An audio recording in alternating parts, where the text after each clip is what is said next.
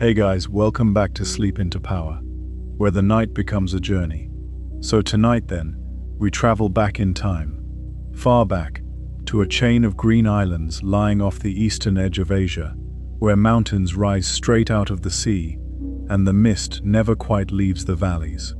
It is raining softly on a tiled temple roof.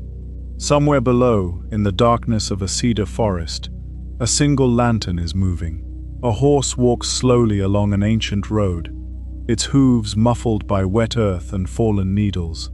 And in the saddle sits a man in lacquered armor, with two swords at his hip, and a face you cannot quite see. For almost 1,000 years, men like him shaped the destiny of Japan. Tonight we are going to follow them. From the misty provinces of the Heian period, through civil wars and burning capitals, across the age of warring states, into the great peace of Edo, and all the way to the last charge of the last rebellion, when the old world finally gave way. Tonight, we are going to meet the samurai. Before we begin, a few quiet words, and then we will not interrupt the night again. If you enjoy these journeys, my book, Sleep into Power, is available on Amazon in both paperback and Kindle. It carries the same spirit as this channel, and it is written for anyone who wants to turn rest into something restorative rather than something wasted. If you would rather listen with your phone face down and the screen dark, every episode is also on Spotify, so you can drift off without a single light in the room. And if you would like something shorter and gentler, our companion channel, Meditate into Power, is there for guided meditations, calm reflections, and quiet resets whenever you need them. If these long nights have helped you sleep, you can support the channel through Buy Me a Coffee, linked below. Every single contribution keeps this work going, and I am grateful for all of it. And if you are new here, please do subscribe. It genuinely helps this small channel reach the people who need it most. Tonight's subject was suggested by one of you. You know who you are, and thank you. It has been a joy to research, and I have thought about it for weeks. Wherever you are listening from, whether it is late evening or the small quiet hours, whether it is winter outside your window or a warm night with the curtains open, welcome. There is nothing left to do now, no decisions, no effort. Just settle in, get comfortable, and let the sound of my voice carry you somewhere else. So then, let us begin. Picture Japan, long before any of this. Not the Japan of castles and swords, but something older and quieter. A country of forested mountains and narrow river valleys, where flat land is precious and most of it lies along the coasts or in a handful of wide inland basins. Rice grows in flooded terraces cut into hillsides. Villages sit at the edges of those fields, thatched and low, wood smoke rising in the cold mornings. Beyond them, the forest climbs upward until it disappears into cloud. The sea is everywhere. No point in these islands lies very far from salt water, and the sea gives fish and salt and trade and typhoons. Into this landscape, from the 6th and 7th centuries onward, came ideas from the Asian mainland. Buddhism arrived from Korea and China. So did writing, in the form of Chinese characters. So did architecture, court ceremony, law codes, calendars, medicine, ways of arranging a garden, and ways of arranging a government. Japan did not simply copy these things. It absorbed them, tested them, and slowly reshaped them into something recognizably its own. By the late 8th century, a new capital had been laid out on a grid of streets in a broad basin ringed by hills. It was called Heian-kyo, the capital of peace and tranquility. Today we call it Kyoto, and it would remain the seat of the emperor for more than 1,000 years.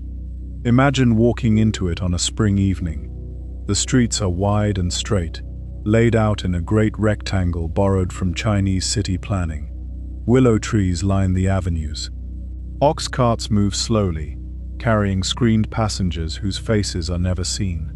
There are temples with curving roofs, and gardens with ponds shaped like lakes in miniature. and pavilions built out over the water so that the moon can be watched twice, once in the sky and once in the reflection. The people who mattered here numbered only a few thousand. They were the imperial family and the aristocratic clans who surrounded it, and above all the Fujiwara, a family who mastered a very particular kind of power. Rather than seizing the throne, the Fujiwara married into it, generation after generation, until the emperor was almost always someone's grandson or nephew, and the real decisions were made by regents and chancellors who never wore a crown. Court life became extraordinarily refined and extraordinarily inward-looking. A man's standing could be affected by his handwriting. A poorly chosen color combination in the layers of a woman's robes could be discussed for days. Poetry was not a hobby, but a language, exchanged in place of letters, used to begin romances and to end them. Out of this world came works of astonishing sophistication, including The Tale of Genji, written in the early 11th century by a court lady we know as Murasaki Shikibu, a novel of longing, jealousy and impermanence that people still read 1,000 years later. But hold that image, because there is something missing from it. The capital was a world of perhaps a few square miles. Japan was not. Out in the provinces, beyond the mountain passes, the emperor's authority was an idea more than a presence. Taxes had to be collected across difficult country. Estates had to be worked, defended and expanded. Bandits used the forests. Local strongmen quarreled over water rights and boundaries, and those quarrels were settled the way quarrels are settled when no policeman is coming. There was, in the northeast, a long and grinding frontier where the court fought campaigns against the emishi, peoples who lived beyond its control and had no interest in submitting to it. Those wars taught the court something uncomfortable. Its ceremonial conscript armies were not much use. What worked in the forests and river valleys of the north were small bands of highly mobile mounted men who could shoot a bow accurately from a moving horse. So the court began to rely on such men. It gave them titles.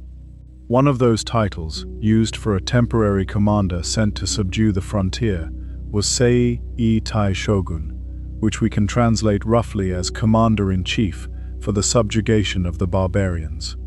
Remember that word, shogun. It will matter enormously later, though at this stage it means little more than a general with an expiry date on his appointment. Meanwhile, in the provinces, a quieter revolution was underway. Aristocratic families in the capital, and great temples too, accumulated private estates called shoen. These estates were often granted immunity from taxation and from provincial officials, which made them attractive and made them grow. But an estate 100 miles from Kyoto needed someone on the ground to manage it, to bring in the harvest, to keep the boundaries, and to deal with the neighbor who kept moving the marker stones. The men who did that work were often provincial branches of aristocratic families themselves. Some were descendants of imperial princes who had been given surnames and sent out of the capital, because an emperor with many sons could not afford to keep them all in the line of succession. Two such surnames were Taira and Minamoto, both descended from imperial blood, both ended up in the provinces. Both learned to fight. These were the beginnings of the warrior class. The word we use for them, samurai, comes from a verb meaning to serve, or more precisely, to wait upon someone of higher rank. In its earliest usage, it referred to servants and attendants, not necessarily to fighters at all. Only gradually did it attach itself to armed retainers, and only much later did it become the general term for the warrior class as a whole. For a long time, warriors were more likely to be called bushi, which simply means fighting man, or tsuwamono, an older word with the flavor of a hard, capable soldier. That small linguistic detail tells you something important. The samurai did not appear one morning fully formed, with a code and a philosophy and a set of gleaming swords. They emerged, slowly, out of a practical need. Land had to be held. Land is held by men with weapons. Men with weapons, over time, ask why they should not simply own the land themselves. Picture one of these early warriors. He is not the figure from the films. He is a mounted archer, first and foremost. His main weapon is the yumi, a tall asymmetrical bow made of laminated bamboo and wood, gripped below its center so that it can be swung over a horse's neck and fired from either side. He has trained since childhood to control a horse with his knees while both hands are busy. His armor is heavy, boxy, and lacquered, built to turn arrows rather than to look elegant, and it hangs on his shoulders like a small mobile house. He carries a sword, but he thinks of it roughly the way a soldier thinks of a sidearm. His warfare is personal. When two warrior bands meet, a man may ride forward and announce himself, listing his ancestors and his deeds, inviting an opponent of suitable rank to face him. This is not mere theater. Reputation is the currency of his world, and a witnessed deed is worth more than an unwitnessed one, because rewards depend on being able to prove what you did. By the 11th and 12th centuries, these provincial warriors had become indispensable and, quietly, dangerous. The court needed them to police the provinces, to escort tax shipments, to suppress rebellions, and increasingly to guard the capital itself. Great temples had their own armed monks who could descend on Kyoto with their demands and their portable shrines, and the court had no answer except to call for warriors. Two families rose above the rest. The Taira, sometimes called the Heike, built their strength in the west, along the inland sea, that long sheltered waterway between the main island and Shikoku, where the water is calm and the islands lie scattered like stepping stones. Their power was maritime and commercial as well as military. They knew ships, ports, and trade with China. The Minamoto, sometimes called the Genji, built their strength in the east, in the Kanto Plain, that wide-open expanse of farmland where Tokyo now sprawls. It was rougher country, further from the capital, full of horses and hard men. For a while, both families served the court. Then, in the middle of the 12th century, the court's own quarrels gave them their opening. The trouble began, as it so often did, inside the imperial family. Retired emperors had taken to running the government from behind the scenes, which meant that at any given moment there might be a reigning emperor, a retired emperor with real power, and a second retired emperor with ambitions of his own. Add a succession dispute among the Fujiwara regents, and you have a capital divided into factions. In 1156, and again in 1159, those factions came to blows in the streets of Kyoto. Both sides called on warriors. Both the Taira and the Minamoto found themselves fighting, sometimes with brothers on opposite sides. When the smoke cleared, one man stood higher than anyone had expected. His name was Taira no Kiyomori. He did something no warrior had done before. He did not simply take rewards and go home to his province. He stayed.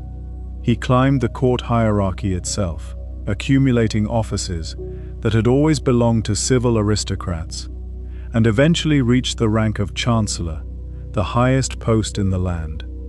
He placed his relatives in official positions across the country, and then he did what the Fujiwara had done for centuries, only faster. He married his daughter to an emperor, and in 1180 he placed his infant grandson on the throne. For a moment, the Taira seemed to have won everything. Kyoto filled with Taira wealth. A saying of the time held that anyone who was not a Taira was not a person. Kiyomori even moved the capital briefly to a site on the coast near modern Kobe, a decision so unpopular that it was reversed within months. But the men who had fought for him in the provinces, and the temples he had bullied, and the aristocrats he had displaced, all remembered.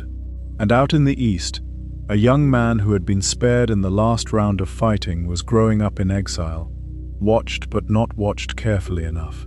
His name was Minamoto no Yoritomo. In 1180, a disappointed imperial prince, issued a call to arms against the Taira. It was a small spark. Yoritomo, then in his early 30s, took it up in the east and began gathering the warrior houses of the Kanto around him. What followed is known as the Genpei War, from the alternative readings of the two family names, Gen for Minamoto and Hei for Taira. It lasted 5 years, and it did more than decide which family would dominate the court. It ended the world in which such a question could even be asked in those terms. The war moved across the whole country. It burned temples. It emptied granaries.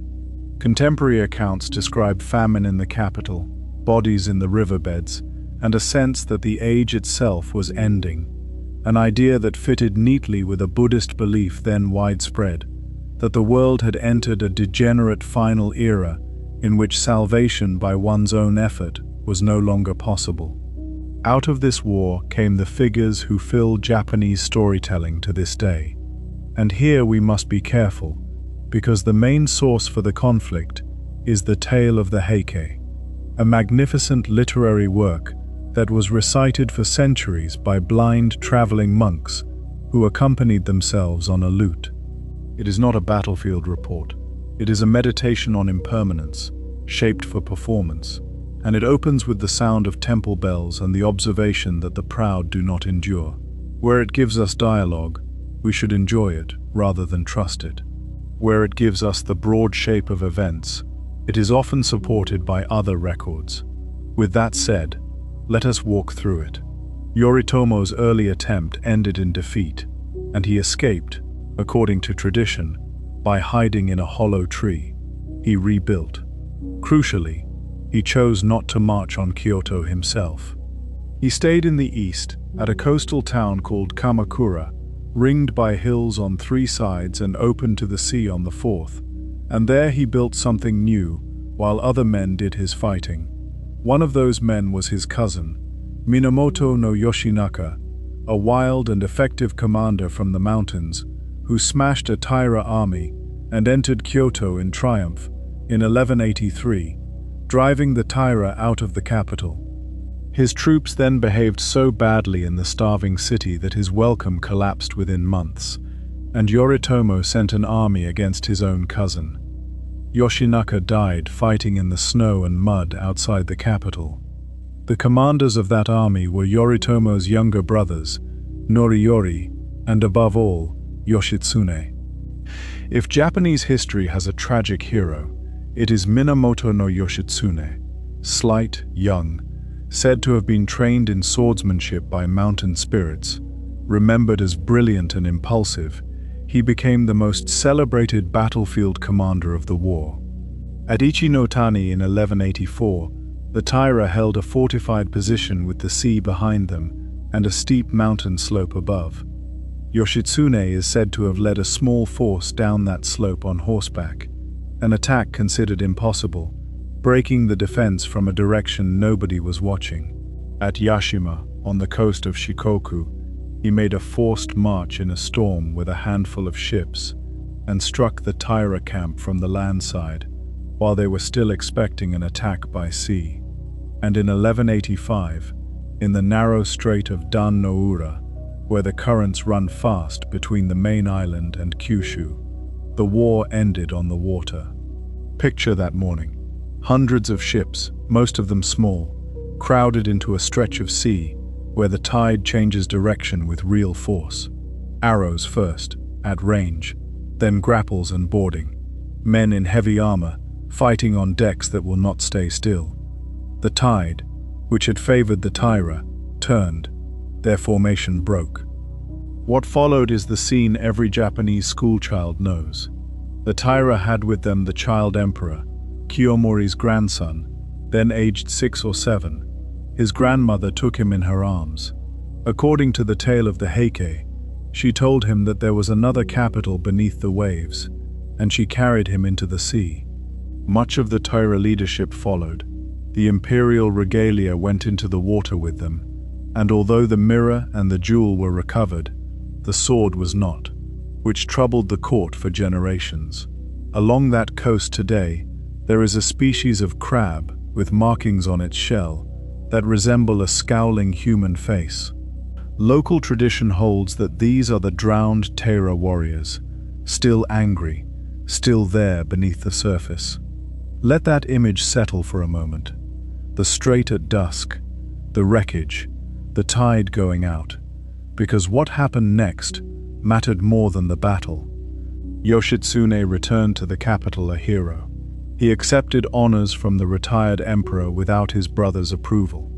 Whether Yoritomo feared him, distrusted him, or simply could not tolerate an independent center of loyalty, the result was the same. Yoritomo turned on him. Yoshitsune fled north, was sheltered for a time by the Fujiwara of Hiraizumi in the far northeast, and was finally cornered and forced to take his own life in 1189. Yoritomo then destroyed his protectors as well. It is worth pausing here, because this pattern will repeat throughout the whole story we are following tonight. The brilliant warrior is celebrated. The patient organizer wins. Yoritomo was the organizer. What he built at Kamakura was not a replacement for the imperial court. That is the subtlety of it. The emperor remained. The court remained. The old ranks and ceremonies continued. And Yoritomo himself accepted appointment from the throne, taking the title of shogun in 1192. But alongside that ancient structure, he created a parallel government of warriors, for warriors run from a coastal town 300 miles from the capital. It had a board of retainers, a board of administration, and a board of inquiry to settle the endless disputes over land. It appointed its own men as stewards on estates and as constables in the provinces, and it derived its authority not from ceremony, but from the personal bond between the shogun and the warriors who had sworn to him. That bond is the heart of early samurai society. So let us look at it closely. A warrior who entered Yoritomo's service became a gokunin, an honorable houseman. He offered loyalty and military service. In return, he received confirmation of the lands he already held, or the grant of new ones, and the protection of the shogun's authority against anyone who tried to take them. Notice what is actually being exchanged. Not wages, land, or rather, the right to draw income from land. A samurai of this period was a landholder who fought, and a fighter who held land, and the two things could not be separated. When he spoke of loyalty, he meant something with soil in it. That is also why the bond was fragile in ways the later romantic picture ignores. Loyalty ran in both directions. A lord who failed to reward service, or who could not defend his men's holdings, lost them. Warriors changed sides more often than the legends suggest, and doing so was not always considered shameful, particularly when a lord had failed in his own obligations. Disputes over inheritance divided families constantly, because land could be split among sons and daughters, and often was. Kamakura itself was a strange and rather severe place compared with Kyoto. It sits in a bowl of wooded hills with narrow passes cut through the rock, a defensible position by design. Its temples are built into hillsides. Walk there on a wet morning today, and you will find stone stairways green with moss, cliffs honeycombed with small carved caves that once held the ashes of the dead, and the great bronze Buddha of Kotokuin sitting outdoors in the rain, as he has done since the hall that sheltered him was destroyed by storms and a tidal wave centuries ago. He is enormous, calm, and slightly weathered, and there is something about him that says more about the Kamakura period than any document could. Yoritomo died in 1199, apparently after a fall from a horse. His sons succeeded him and were, in turn, murdered or manipulated. Within a generation, real power had passed to the family of his widow, Hojo Masako, a formidable woman who took Buddhist vows after her husband's death and was known as the nun shogun. The Hojo did not take the title of shogun themselves. They ruled as regents for shoguns who were increasingly figureheads, imported from the imperial family or the aristocracy as children. So by the middle of the 13th century, Japan had an emperor who did not rule, a retired emperor who sometimes did, a shogun who did not command, and a regent for the shogun who actually governed. This layering of formal authority over informal power is one of the most persistent features of Japanese political history, and if it sounds confusing, that is because it was, and contemporaries said so. Then, from across the sea, came something that did not care about any of it. In the 13th century, the Mongols had built the largest contiguous land empire the world has known, stretching from the Pacific to Eastern Europe. By the 1260s, Kublai Khan ruled China as the Yuan dynasty, and he turned his attention to the islands beyond Korea. Letters arrived, addressed in the language of a superior to an inferior, inviting Japan to enter into friendly relations and hinting at what would follow if it declined. The court in Kyoto agonized over the wording. The Hojo Regency in Kamakura did something simpler. It ignored them, and in some cases executed the envoys, and began fortifying the northern coast of Kyushu. In the autumn of 1274, a fleet came. Imagine standing on the shore of Hakata Bay and seeing it. Hundreds of vessels, Mongol, Chinese and Korean troops aboard, perhaps 20 or 30,000 men. They took the outlying islands of Tsushima and Iki first, and what happened there was brutal enough that the memory lasted for centuries. The fighting on the mainland went badly for the Japanese at first, and the reasons are instructive. Samurai warfare was built around individual reputation, mounted archery, and the pursuit of worthy opponents. The invaders fought in disciplined blocks that moved to the sound of drums, used short, powerful bows in massed volleys, and employed explosive projectiles, ceramic bombs that burst with a noise and a flash, unlike anything the defenders had seen. Horses panicked. Formations that had never needed to exist were suddenly required. The Japanese fell back to a fortified position and prepared for the next day. The next day did not come. A storm struck the fleet at anchor, and the invaders withdrew with heavy losses. Kamakura did not treat this as a miracle. It treated it as a reprieve. Over the following years, an extraordinary defensive effort was mounted along Hakata Bay, including a stone wall running for miles along the shoreline, high enough to stop cavalry landing directly on the beaches, with the seaward face steep and the landward face sloped so that Japanese horsemen could ride up onto it. Sections of that wall survive. In 1281, the Mongols returned, and this time the scale was almost unimaginable. 2 fleets, one from Korea and one from southern China, carrying perhaps 140,000 men in total, in what may have been the largest seaborne invasion attempted anywhere before the 20th century. The wall worked. The invaders could not establish a beachhead. Samurai rowed out in small boats at night to board enemy vessels, fighting in the dark on unfamiliar decks, a tactic that would have been unthinkable a generation earlier. The Chinese fleet arrived late. The two forces struggled to coordinate. Weeks passed, with the invaders penned onto ships and small islands in the summer heat.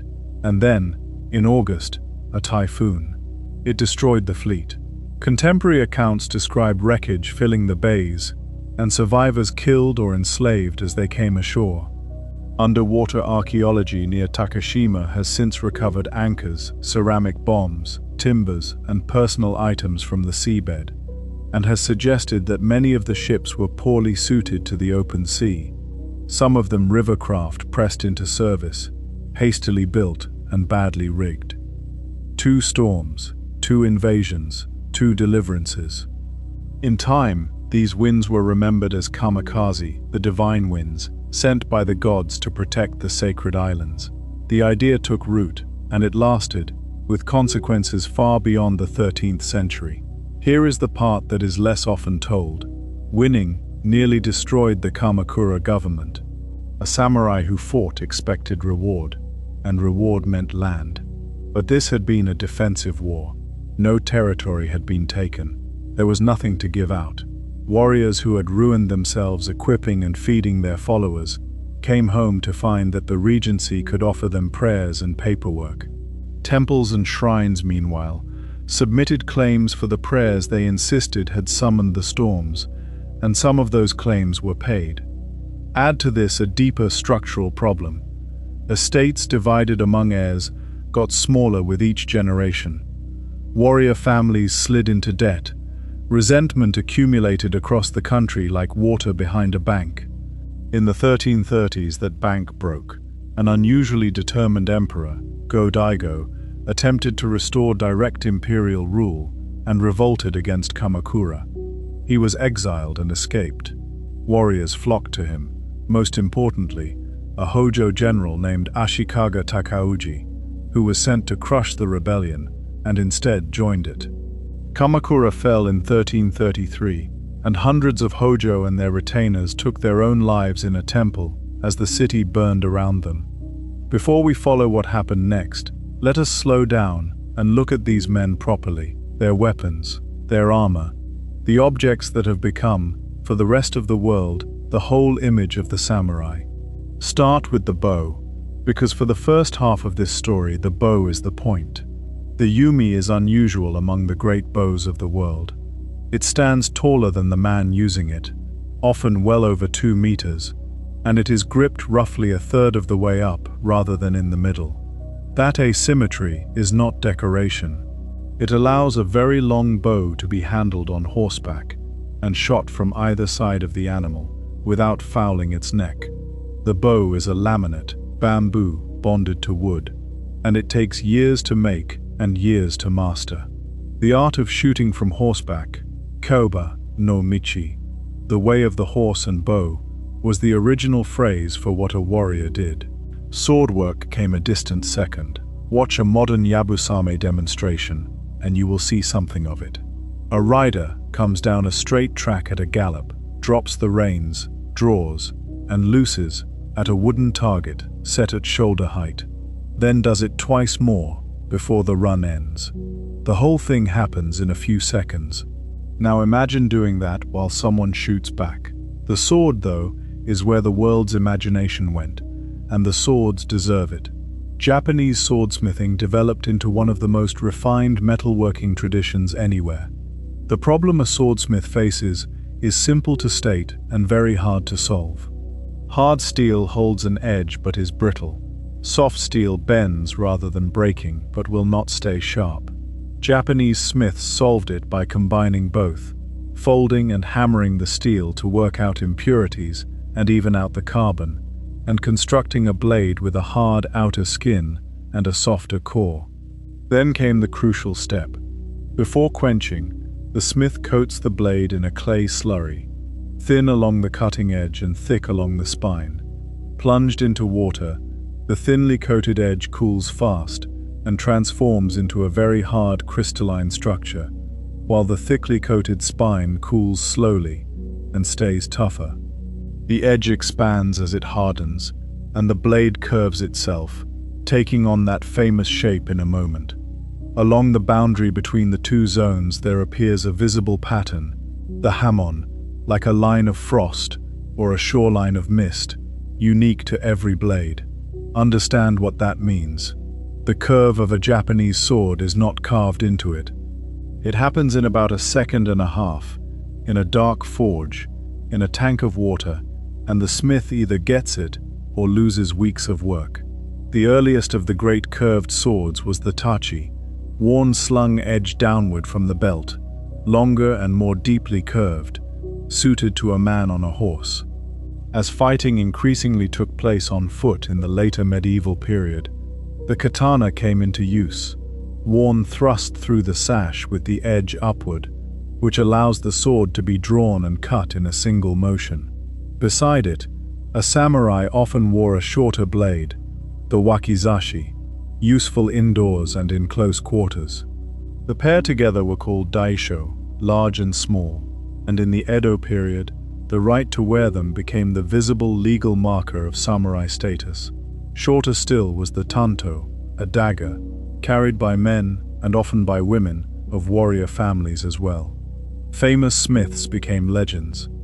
Masamune, working in Kamakura in the early 14th century, is the name that everyone knows, praised for blades that combined hardness with resilience. A later tradition contrasts him with Muramasa, whose swords acquired a sinister reputation, though that story owes more to Edo period storytelling and to Tokugawa family superstition than to anything the smith himself did. Blades were given names. They were presented as gifts to seal alliances, handed down as heirlooms, offered at shrines, and recorded in inventories, with the care given elsewhere to land. Let us be honest about what a sword could and could not do. It was not the primary battlefield weapon in the great wars of the 16th century. Surviving records of wounds suggest that arrows, and later bullets, and above all spears, accounted for the overwhelming majority of casualties. Swords cut down fleeing men, decided close encounters, defended a house at night, and settled duels. They also carried an importance that had nothing to do with statistics, becoming symbols of the warrior himself, and, in Shinto practice, objects with a spiritual dimension. Both things are true at once. The weapon that actually dominated the battlefield was the spear, the yari, in a great variety of lengths and head shapes. Massed formations of spearmen, holding shafts that could reach 4, 5, even 6 meters, were the backbone of 16th century armies. Their work was not elegant. Blocks of men beat downward on each other with the shafts, as much as they thrust, until one side lost cohesion. The naginata is a polearm with a curved blade, capable of sweeping cuts at the reach of a spear, effective against horses, and useful in confined spaces, such as corridors and gateways. It was widely used by warrior monks, and it became strongly associated with women of warrior households, for reasons we will come to. Armor changed as all of this changed. The classic early style, O-yoroi, the great armor, was built for the mounted archer. Small lacquered plates of iron and leather, laced together with silk or leather cords into flexible rows, formed a boxy cuirass with a broad skirt that spread over the horse's back when seated. Large rectangular shoulder guards hung down and could be shrugged forward to cover the arms while drawing a bow. It was beautiful, complicated, expensive, and heavy, and it was a poor choice for a man who had to walk. As warfare shifted toward mass infantry, armor became more practical. Larger plates replaced small ones, lacing became tighter and less absorbent, and by the late 16th century, entire cuirasses were being made from solid or riveted plate, some of it directly inspired by European armor brought by Portuguese traders, and some of it tested by firing a matchlock at it, leaving a proof dent the owner was rather proud of. The helmet, the kabuto, was a bowl of riveted plates with a neck guard flaring out behind and turnbacks at the front. Onto this could be mounted a meite, a crest, and here, the restraint of Japanese armor disappears entirely. Crests took the form of crescent moons, antlers, sun discs, dragonflies, rabbit ears, buffalo horns, writhing wooden waves.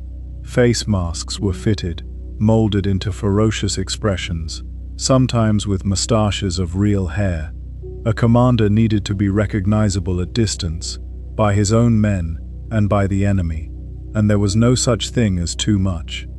Below the great lords, ordinary foot soldiers wore simple munition armor, often a plain cuirass and a wide conical helmet, sometimes marked with a lord's crest and issued from a storehouse. Underneath all of it, of course, was a man, sweating in summer, freezing in winter, walking 20 miles a day on rice and pickles, sleeping on the ground. Keep him in mind. We are going to lose sight of him repeatedly among the famous names, and it is worth returning to him now and then. Now, what did such a man believe? Religion in medieval Japan was not a single thing you chose. It was layered, and most people moved between the layers without any sense of contradiction. A warrior might pray at a Shinto shrine before setting out, endow a Buddhist temple for the sake of his parents, consult a diviner about the direction of his journey, and keep a household altar for his ancestors, all in the same week. Shinto, the way of the gods, is the older of the two great traditions, and it has no founder, no scripture in the usual sense, and no doctrine of salvation. It concerns kami, a word usually translated as gods or spirits, but better understood as anything that inspires awe. A waterfall can be kami, so can an ancient tree, a strangely shaped rock, a storm, an emperor, a distinguished ancestor. Shrines mark such places. You will know them by the torii gate at the entrance. 2 uprights and 2 crossbeams, marking the boundary between ordinary space and sacred space. Inside there will be a basin of running water where you rinse your hands and mouth, because the central concern of Shinto is not sin but purity, and impurity is something that attaches to you and must be washed away. Ropes of twisted rice straw hang across the approach, with folded paper streamers. There may be a mirror in the inner hall, and nothing else. Death is a serious impurity in Shinto terms, which is one reason Buddhism, arriving from the mainland, found a role that did not require it to displace anything. Buddhism took charge of funerals and of what came afterwards. Shinto kept birth, harvest, purification, and the turning of the year. Over centuries, the two intertwined so thoroughly that shrines were built inside temple compounds, and particular kami were identified as manifestations of particular Buddhas. For warriors, several strands of Buddhism mattered. Pure Land Buddhism, which spread widely from the 12th century, taught that in a degenerate age, the reliable path was not meditation or study, but faith in the compassion of Amida Buddha, expressed by chanting his name. Its appeal to soldiers, farmers, and the illiterate was obvious. It asked for trust rather than scholarship, and it offered rebirth in a paradise to people whose lives contained a great deal of dying. Zen arrived rather later, brought back from China by monks in the Kamakura period. And it is here that we must be careful, because a great deal of what is said about Zen and the samurai is a modern construction. Zen emphasizes direct experience over doctrine, sitting meditation, and the possibility of sudden insight. Its aesthetic is spare. It shaped ink painting, dry landscape gardens, tea ceremony, temple architecture. It certainly attracted patronage from the Kamakura and Ashikaga warrior governments, partly for religious reasons, and partly because Zen monks were the leading experts on Chinese culture, language, and trade, which made them extremely useful diplomats and administrators. But the popular idea that samurai were characteristically Zen practitioners, that Zen training produced fearless swordsmen, that Zen and the sword were two aspects of one discipline, is largely a product of the late 19th and 20th centuries, when Japanese writers were explaining their culture to a Western audience, and Western readers were delighted to receive it. Some individual warriors did practice Zen seriously. Many did not, and were far more likely to be chanting the name of Amida. Some very famous warriors were fervently attached to sects that Zen monks would not have recognized as allies at all. What Buddhism did give the warrior class, across every sect, was a way of holding death. The central Buddhist observation is that everything changes and nothing lasts, and that suffering comes from clinging to what cannot be kept. That teaching, in a society where men were killed young and cities burned, was not abstract philosophy. It was the news. It runs through everything. The cherry blossom became the warrior's emblem precisely because it falls at its most beautiful after a few days, in the first strong wind or rain. The tale of the Heike opens by saying that the sound of the bell at a certain monastery echoes the impermanence of all things. Poems written by men expecting to die that morning, the jisei or death verse, form an entire genre, and they are usually about the moon, or dew, or falling flowers, and hardly ever about victory. Now let us leave the temples and go inside a warrior's house. Forget the castle for a moment. Most samurai, for most of this history, lived in something far more modest. A compound with a wall or a hedge, a gate, a main building of wood, raised slightly off the ground, a roof of thatch or shingles or, for the wealthy, tile. Rooms divided by sliding screens rather than fixed walls, so that the shape of the interior could change with the season or the occasion. Floors of wooden boards, later covered with tatami, thick mats of woven rush over a straw core, springy underfoot and smelling faintly of grass when new. There is very little furniture. People sit on the floor. Bedding is unrolled at night and put away in a cupboard in the morning, so that a room used for sleeping becomes a room used for meeting. There is a raised alcove in the best room, the tokonoma, where a hanging scroll and a single flower arrangement are placed, changed with the seasons, and where a guest of honor is seated with the display behind him. Heating is minimal, a sunken hearth in the floor, or a brazier of charcoal, and layers of clothing.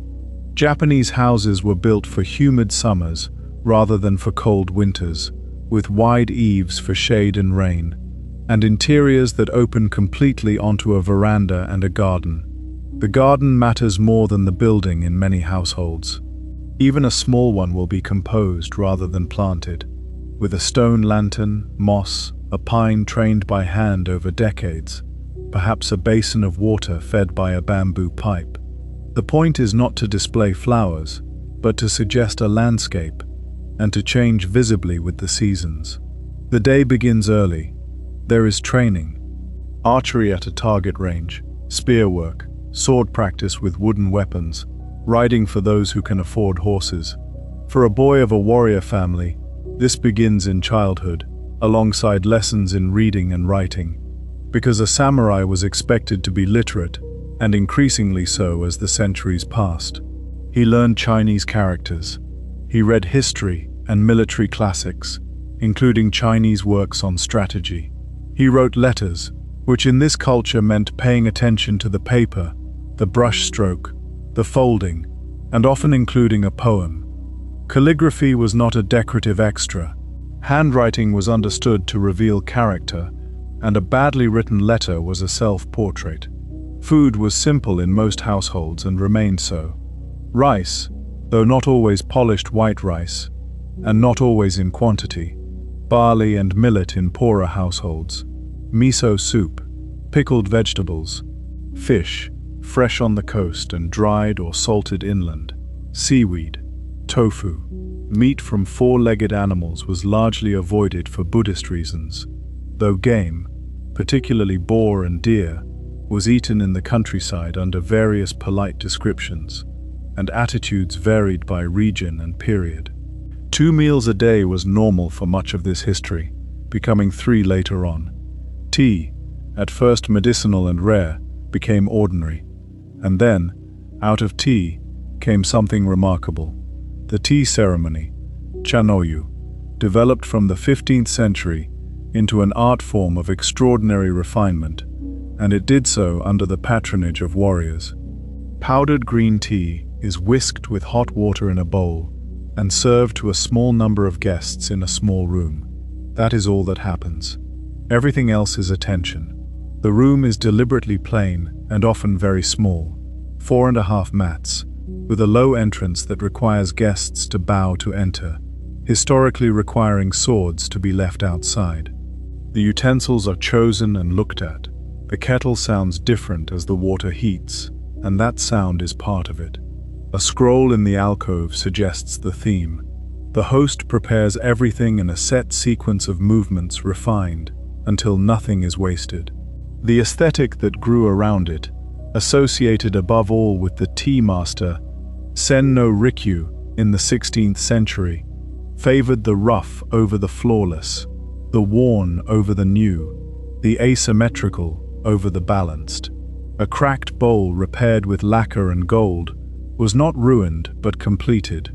Poverty of appearance became the highest luxury, which is a paradox that occupied some of the most powerful and violent men in Japanese history for hours at a time. Consider that image, because it will help you understand everything that follows. Warlords who had spent the morning ordering executions spent the afternoon discussing the glaze on a tea bowl, and were entirely sincere about both. Warrior households also contained women, and their story has been persistently flattened in both directions. In the early medieval period, women of warrior families could inherit land in their own right, and did. Documents survive recording property held by women, disputes brought by women, and estates managed by widows. A wife often ran the household economy, which in a warrior family meant managing tenants, stores, and money, while her husband was away for months. She was also expected to defend the house. This is the origin of the association between women and the naginata. A polearm with reach suits a defender in a corridor or a gateway, and it does not depend on the defender's size or strength in the way a heavy sword does. Women of warrior families were trained with it, and many carried a dagger at all times, both as a weapon and, in a grim convention, as the means of taking their own lives rather than being captured. Some went further and fought in the field. The term monamusha, woman warrior, covers them, and there are documented cases across the medieval period. Archaeological work on some battlefield burial sites has identified a proportion of female remains, which suggests women were present in fighting more often than the written record admits. The most famous of them is Tomogozen, and here, honesty is required. Almost everything we know about her comes from the tale of the Heike, that same literary masterpiece we have already learned to treat carefully. In it, she is a companion of Minamoto no Yoshinaka, described as exceptionally beautiful and an exceptional archer and rider, worth 1,000 warriors, sent away by Yoshinaka at his last battle because he did not wish to die with a woman beside him. She takes a final enemy, discards her armor, and vanishes from the story. Later traditions give her various endings, including becoming a nun. Whether Tomoe existed as described, we cannot say. What we can say is that a medieval audience found the figure entirely plausible, which itself tells us something. Better documented is Hojo Masako, the widow of Yoritomo, who dominated Kamakura politics for decades and who, at a moment of crisis in 1221, when the retired emperor tried to overthrow the warrior government, delivered a speech to the assembled warriors, reminding them what they owed her late husband. Whatever its exact words, the army marched on Kyoto and won. Later, in the Sengoku period, there are women such as Ii Naotora, who led her house as its head in all but name. And there is the extraordinary and frequently overlooked reality of political marriage as an instrument of statecraft. Daughters and sisters were married to allies and former enemies, and they went into those households as living guarantees of a treaty. When the treaty broke, they were often the first to suffer. Some of them wielded real influence in their new families, mediating between husband and father, and some ended their lives when their two families went to war. The Edo period narrowed women's legal position considerably. Confucian ideas about hierarchy and household order hardened into rules. Inheritance passed increasingly to a single male heir, and the ideal for a warrior's wife became domestic virtue and the education of sons.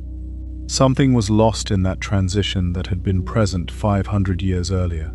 So keep both pictures, the woman with the dagger in her sleeve and the woman with the land deeds in her chest.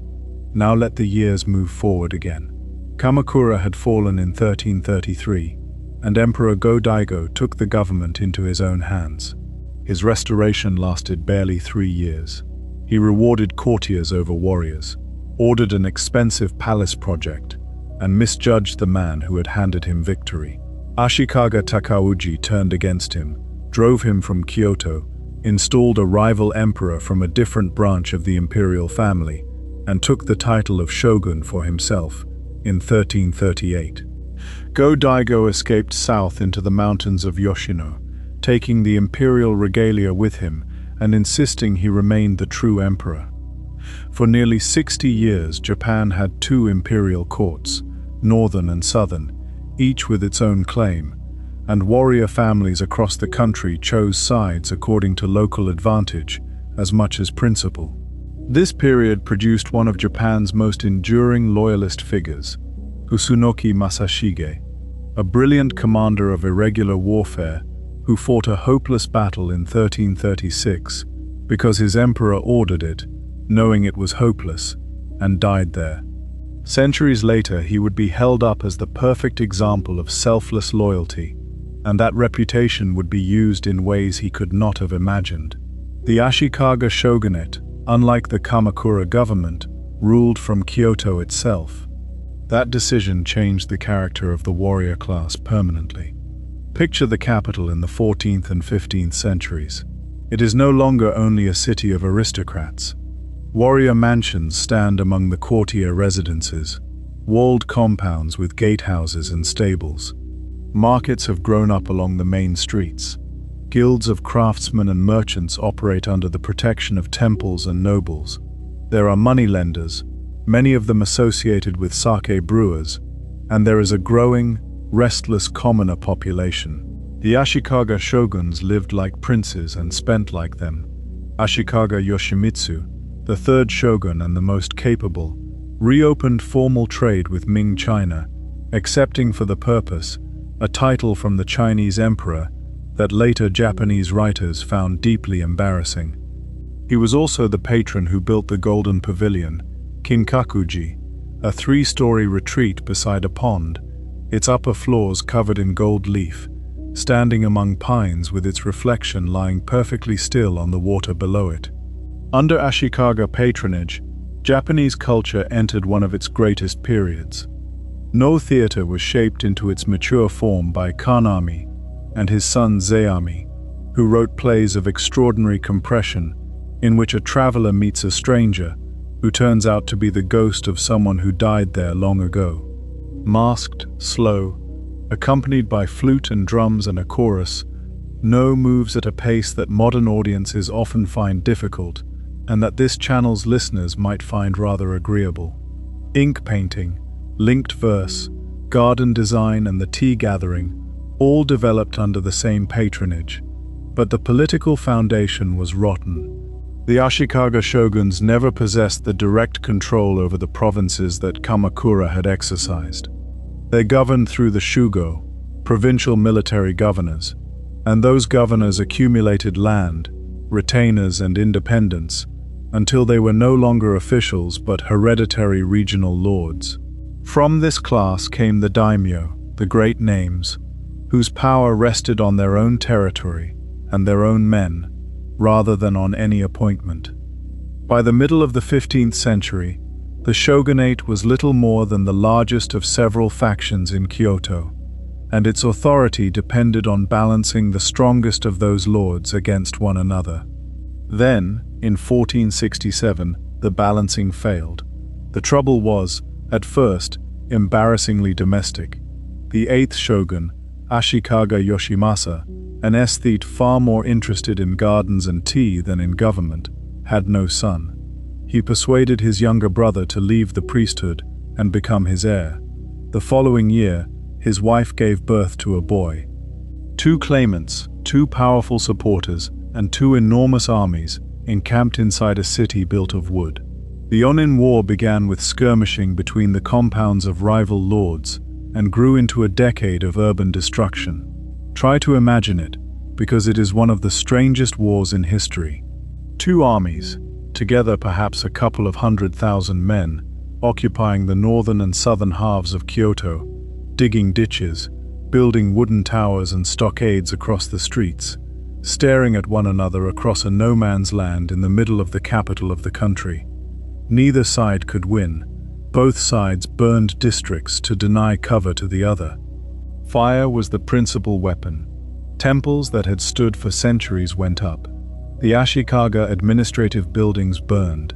Aristocratic families lost the libraries and archives that had defined them, and many fled to the provinces, taking court culture with them, and incidentally, spreading it far more widely than peace had ever done. And through all of this, the shogun did very little. Yoshimasa continued to hold poetry gatherings, and eventually retired to build the Silver Pavilion, Ginkakuji, in the eastern hills, where he cultivated an aesthetic of restraint and shadow, while the city he was responsible for burned in the distance. There is something almost unbearable about it, and also something very human. The fighting sputtered out in 1477, without a settlement, when the commanders went home. Kyoto was a ruin. Whole quarters had become fields. And the lords who had come to fight in the capital returned to their provinces to find that their deputies had taken over in their absence. That last detail is the beginning of everything that follows. A phrase entered the language, gekokujo, the low, overturning the high. Retainers displaced their lords. Deputies displaced governors. Village leagues armed themselves and threw out tax collectors. Religious communities did the same, and in one province a Pure Land Buddhist federation of farmers, priests and minor warriors ran the place themselves for the better part of a century. Central authority did not so much collapse as evaporate. The emperor remained in Kyoto, so poor at one point that an imperial funeral was delayed for weeks for lack of funds, and coronations went unperformed. The shogun remained too, a title now worth almost nothing, passed among candidates, propped up by whichever warlord held the city that year. The country entered the Sengoku period, the age of the country at war. It lasted, depending on where you draw the lines, from the 1460s or 1490s to around 1600. And it is the era that produced almost everything the world pictures when it pictures samurai. Let us walk into it slowly, because this is the heart of tonight's journey, and it deserves room. Begin with the land itself, because in Japan the land dictates war. Roughly 3/4 of the country is mountainous. Armies cannot move where they like. They move along river valleys, over a limited number of passes, along coastal roads, through defiles where a small force can hold a large one. Rice paddies, flooded for much of the growing season, are appalling ground for cavalry and worse for supply wagons. Rivers run short, steep and fast, and swell dangerously with rain. So a province is not an abstract shape on a map. It is a basin with a few ways in. Control the passes and the river crossings and the castle above the road, and you control the basin. Hold the basin and you can feed an army, because rice is not only food but currency, and a lord's power was measured in koku, the amount of rice notionally sufficient to feed one person for a year, now populated. At the top is the daimyo, in his fortified residence, with his family, his senior retainers and his household. Around him are the warrior families of his domain, each with their own small holdings, their own followers, their own grievances and marriage ties.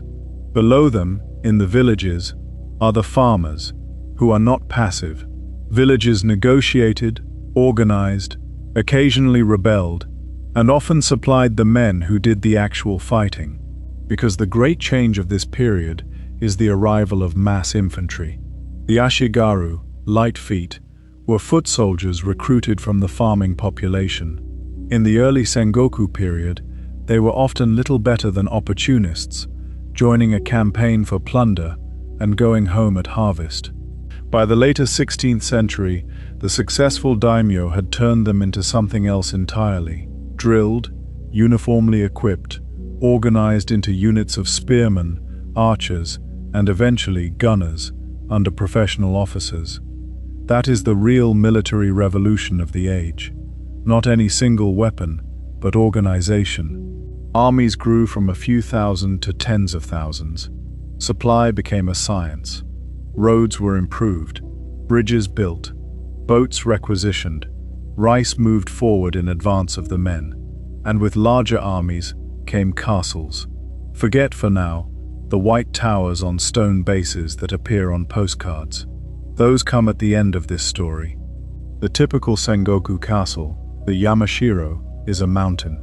Specifically, it is a hilltop or ridge, carved into a series of flattened terraces, each one a defensible enclosure, connected by narrow twisting paths, cut off from the surrounding slopes, by dry ditches, and by artificial trenches slashed vertically down the hillsides to stop attackers moving along them. On the terraces stand wooden buildings, palisades, watchtowers. Water is the constant anxiety, and the location of springs and wells decided many sieges. Walk up to one of these sites today, and you will find no walls at all. You will find a wooded hill, and then you will notice that the shapes under the trees are too regular, that this flat area is not natural, that this deep groove running down the slope was dug by hand. Thousands of these sites exist across Japan, most of them nameless. Sieges, accordingly, were rarely stormed and often starved, bribed or tricked. Treachery was a legitimate and extremely common tool. A garrison commander with a grudge, a promise of land, or a family member held hostage elsewhere might open a gate at night, and the professional literature of the period discusses how to arrange this without embarrassment. Which brings us to the shadows. The shinobi, or ninja, are the single most distorted subject in samurai history, and it is worth being clear about them. Intelligence work was essential. Armies needed to know the strength of a garrison, the state of a road, the loyalty of a neighbor, the movements of a rival. Lords therefore employed scouts, spies, infiltrators, arsonists, and agitators. Manuals from the 17th century, written down when the wars had ended, describe the craft in detail. How to gather information in a town by posing as a monk or a merchant. How to judge which servant in a household can be bribed. How to move at night. How to cross a moat. How to spread a rumor that will make a garrison distrust its own officers. Two mountainous regions in particular, Iga and neighboring Koka, became associated with this work. Both were unusual places, fragmented among many small warrior families, rather than ruled by a single lord, with a tradition of hiring themselves out. Oda Nobunaga eventually invaded Iga in force, and devastated it, and the survivors scattered, some of them later serving the Tokugawa. What the historical record does not support is the figure of popular imagination, the masked assassin in black, member of a secret hereditary order with mystical powers, throwing star in hand. The black costume comes largely from Edo period theater, where stagehands dressed in black were understood by the audience to be invisible, and a character who appeared in that costume was therefore understood to be unseen. The rest accumulated from novels, films, and comics across the 20th century. The reality is less cinematic and more interesting. Espionage was a professional trade practiced by men who mostly wanted to be paid, who often dressed exactly like everybody else, because that is what a spy does, and whose greatest weapon was a plausible story. Now let us go and stand in a particular valley on a particular morning, because before Japan meets the men who will unify it, there is a rivalry that shows the Sengoku period at its purest. Travel inland into the mountains of central Japan to the province of Kai. It is a landlocked basin ringed by some of the highest peaks in the country, with Mount Fuji visible to the south. The soil is poor for rice compared with the coastal plains. There is no sea, no port, no easy trade. What Kai has is horses, timber, gold in its mountains, and hard people. Its lord, from 1541, was Takeda Shingen. He came to power by deposing his own father, a coup arranged with the support of the senior retainers, who had had enough of the old man. It says something about the age, that this is not the most shocking thing in his biography. Shingen was, by any measure, one of the finest commanders Japan produced. His cavalry became famous, though we should be careful with the legend of masked Takeda horsemen charging in the European manner, since Japanese cavalry generally fought as mounted troops who could dismount and did, and the numbers of horses were never as large as the stories suggest. What is beyond doubt is the quality of his organization. He governed as carefully as he fought. He compiled a legal code for his domain. He conducted land surveys.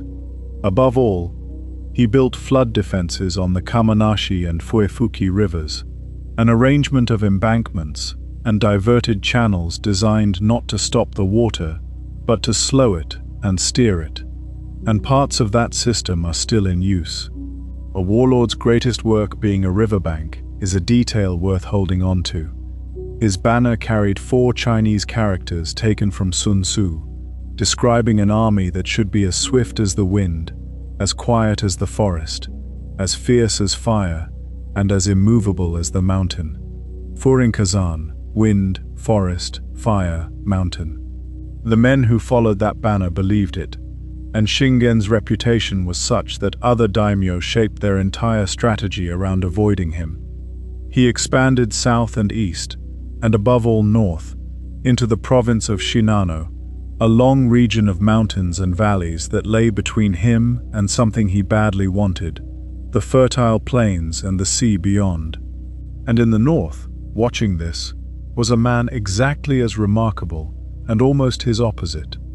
Uesugi Kenshin ruled Echigo on the Japan Sea coast, a province of rice plains and heavy winter snow. He too had come to power young, and by displacing an elder brother. But where Shingen was calculating, patient, and thoroughly political, Kenshin was intense, devout, and, by every account, genuinely strange. He was a serious Buddhist who took vows and lived, as far as anyone could tell, celibate. He identified himself with Bishamonten, the guardian god of warriors, and had the god's character written on his banner. He is said to have believed that he fought for justice rather than for gain. And, remarkably, the evidence broadly supports the claim that he took up other people's causes. He drank heavily, he never married, and the succession problem that created would eventually tear his house apart. There is a story, impossible to verify but too characteristic to leave out, that when Shingen's landlocked domain was cut off from salt supplies by a hostile neighbor on the coast, Kenshin sent him salt, saying that he fought with swords, not with rice and salt. The phrase entered the language as an expression for aiding an enemy in difficulty. Whether it happened matters less than the fact that people wanted it to be true of these two men. Between 1553 and 1564, Shingen and Kenshin fought 5 times at the same place. Kawanakajima means, more or less, the island between the rivers, and that is what it is. In northern Shinano, the Sai and Chikuma rivers converge on a plain, and the flat land between them is the natural battleground for anyone contesting the region. 5 campaigns were fought there, over 11 years. Most were cautious affairs of maneuver, entrenchment, and withdrawal, 2 great commanders each declining to give the other an opening. The 4th, in 1561, was different. Picture the autumn. The rice has been cut, the mornings are cold, and the 2 rivers throw up a thick fog at dawn that fills the plain and does not lift until the sun is well up. Kenshin has brought his army south and taken up a position on a mountain called Saijoyama, which overlooks the plain and, awkwardly for him, also overlooks the Takeda castle at Kaizu. Shingen arrives and camps below him. For days the 2 armies watch each other. Then Shingen's senior retainer proposes a plan that Japanese tradition remembers as the woodpecker strategy. From the bird that taps a tree to drive out the insects inside. A large detachment, perhaps half the army, will march by night around the mountain and attack Kenshin's camp from the rear at dawn. Kenshin will be driven down off the mountain onto the plain, where Shingen will be waiting with the rest of the army in formation to receive him. The detachment sets out in darkness, but Kenshin, watching from above, sees the cooking fires at the Takeda camp and judges that something has changed. Perhaps he counts them, perhaps a scout reports movement. Whatever the reason, he comes off the mountain first, in silence, wrapping the horse's hooves in cloth, crossing the river in the dark, and forming up on the plain in the fog. At dawn the fog lifts. and Shingen finds that instead of a fleeing enemy stumbling into his trap, he is facing Kenshin's entire army, drawn up and ready, at close range, with half his own troops still marching around a mountain several miles away. The fighting that followed was the most desperate of the whole rivalry. The Uesugi attacked in a rotating formation, feeding fresh units into the line, and pressed the Takeda hard. Shingen's younger brother was killed. His senior retainer, the author of the plan, was killed. The Takeda command post came close to being overrun. And here comes the moment that every Japanese screen painting of this battle depicts. Tradition says that Kenshin himself broke through to Shingen's headquarters on horseback and struck at him with his sword, and that Shingen, without time to draw, parried the blows with his iron war fan. Whether that happened, no one can prove. The story appears in later chronicles, and it is exactly the kind of thing later chronicles produce, but it has been painted, carved, performed, and filmed so many times that it has become part of what Kawanakajima means. The Takeda detachment eventually arrived from the mountain and struck the Uesugi rear, and Kenshin withdrew in good order. Both sides claimed victory. Casualties on both sides were severe, perhaps the heaviest of any battle of the period, relative to numbers engaged, and nothing was decided. They fought once more, 3 years later, and then turned to other enemies. Stand for a moment on that plain in your mind. The two rivers, the mist burning off, the mountains around the edge. Thousands of men who would spend the rest of their lives telling their children about that morning. There is a small hill there today, with monuments and old trees. It is a quiet place. The rivalry ended without resolution. Shingen died in 1573, during a campaign that had begun to look genuinely threatening to the men trying to unify the country, apparently of illness, though a legend insists he was hit by a sniper's bullet while listening to a flute player at night outside a besieged castle. He is said to have ordered his death kept secret for 3 years, so that his enemies would not move against his son. It was not kept secret for long. Kenshin died in 1578, at 58, probably of a stroke, and the succession dispute between his 2 adopted sons wrecked the house he had built.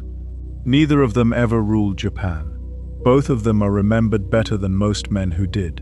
While these two circled one another in the mountains, something had arrived on the southern coast that would change every calculation. In 1543, a Chinese vessel carrying Portuguese passengers was driven by weather onto Tanegashima, a small island south of Kyushu. Among the possessions the strangers had with them were matchlock firearms. The local lord bought 2 of them. He then set his swordsmiths to copying them, and the story goes that the difficulty lay in cutting the screw thread that closed the breech, a technique unfamiliar in Japan, and that the smith solved it eventually with the help of a Portuguese armorer, at a price that Japanese tradition, with characteristic bleakness, records as the smith's daughter. Within about 10 years, Japanese workshops were producing matchlocks in quantity. Within 30, Japan may have had more firearms than any country in Europe. Understand why they spread so fast. A matchlock is not a precise weapon, and not a quick one. It is slow to load, useless in heavy rain, and requires a burning cord which betrays a night position. But it can be taught in weeks. A farmer given a matchlock and a fortnight's drill can kill an armored horseman who has trained since he was 6. In a country of hundreds of competing lords, each desperate for any advantage, that arithmetic settled the matter immediately. The Portuguese brought more than guns, they brought trade, and Japanese silver flowed out in exchange for Chinese silk, since Japan and Ming China were not trading directly at the time, and the Portuguese happily filled the gap. They brought new words that remain in the language, for bread, and for tempura, that method of frying in batter which arrived with them and became thoroughly Japanese. They brought tobacco, playing cards, spectacles, clocks, and a fashion among daimyo for European capes, ruffs and rosaries worn as accessories. And they brought Christianity. Francis Xavier, a founding member of the Jesuits, landed at Kagoshima in 1549 and spent a little over 2 years in Japan. He found the people impressive and the mission difficult, particularly the problem of translating theological concepts into a language shaped by Buddhism. Later Jesuits followed, and the mission grew with unexpected speed, particularly in Kyushu. Part of that success was genuinely religious. Part of it was commercial, because Portuguese ships tended to call at ports whose lords were friendly to the missionaries, and a converted daimyo could redirect a fortune in trade to his own harbor. Several lords converted, and some of them ordered their subjects to do the same, and destroyed local temples, which cut both ways. By the 1580s, there may have been well over 100,000 Japanese Christians.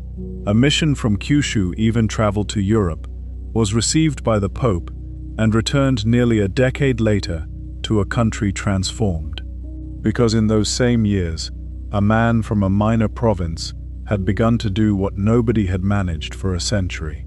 Oda Nobunaga was born in 1534 into a family that was not, on paper, especially important.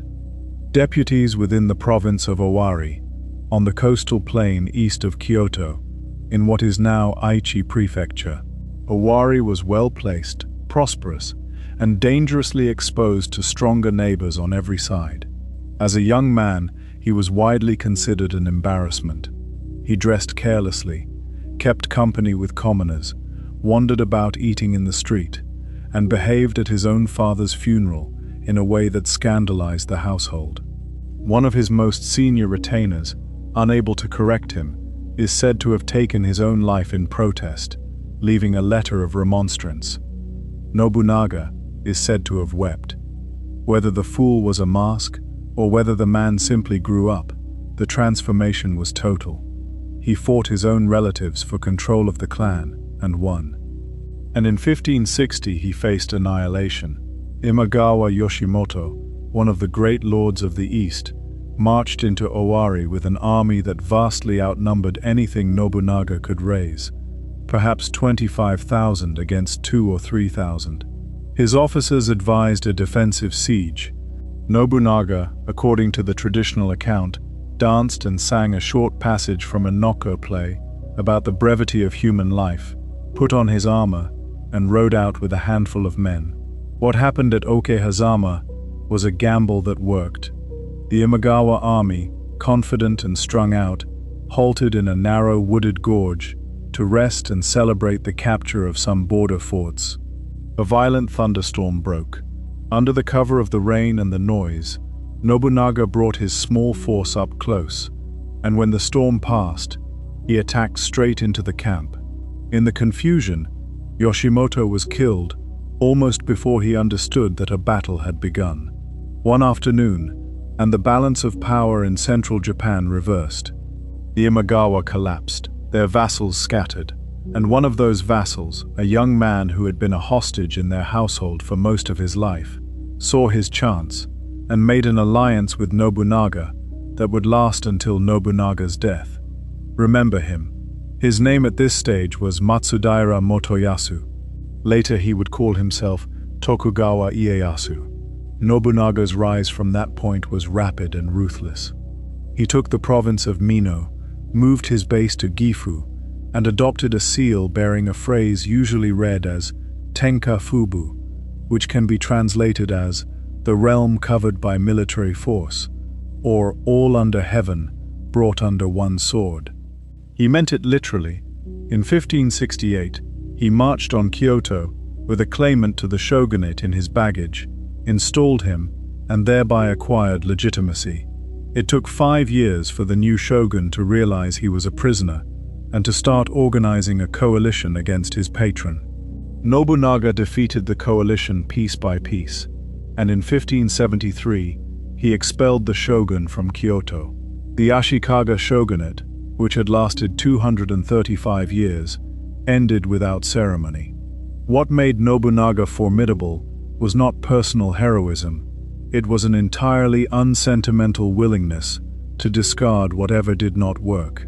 He promoted men on ability with no regard for birth, which is how a peasant's son ended up commanding his armies.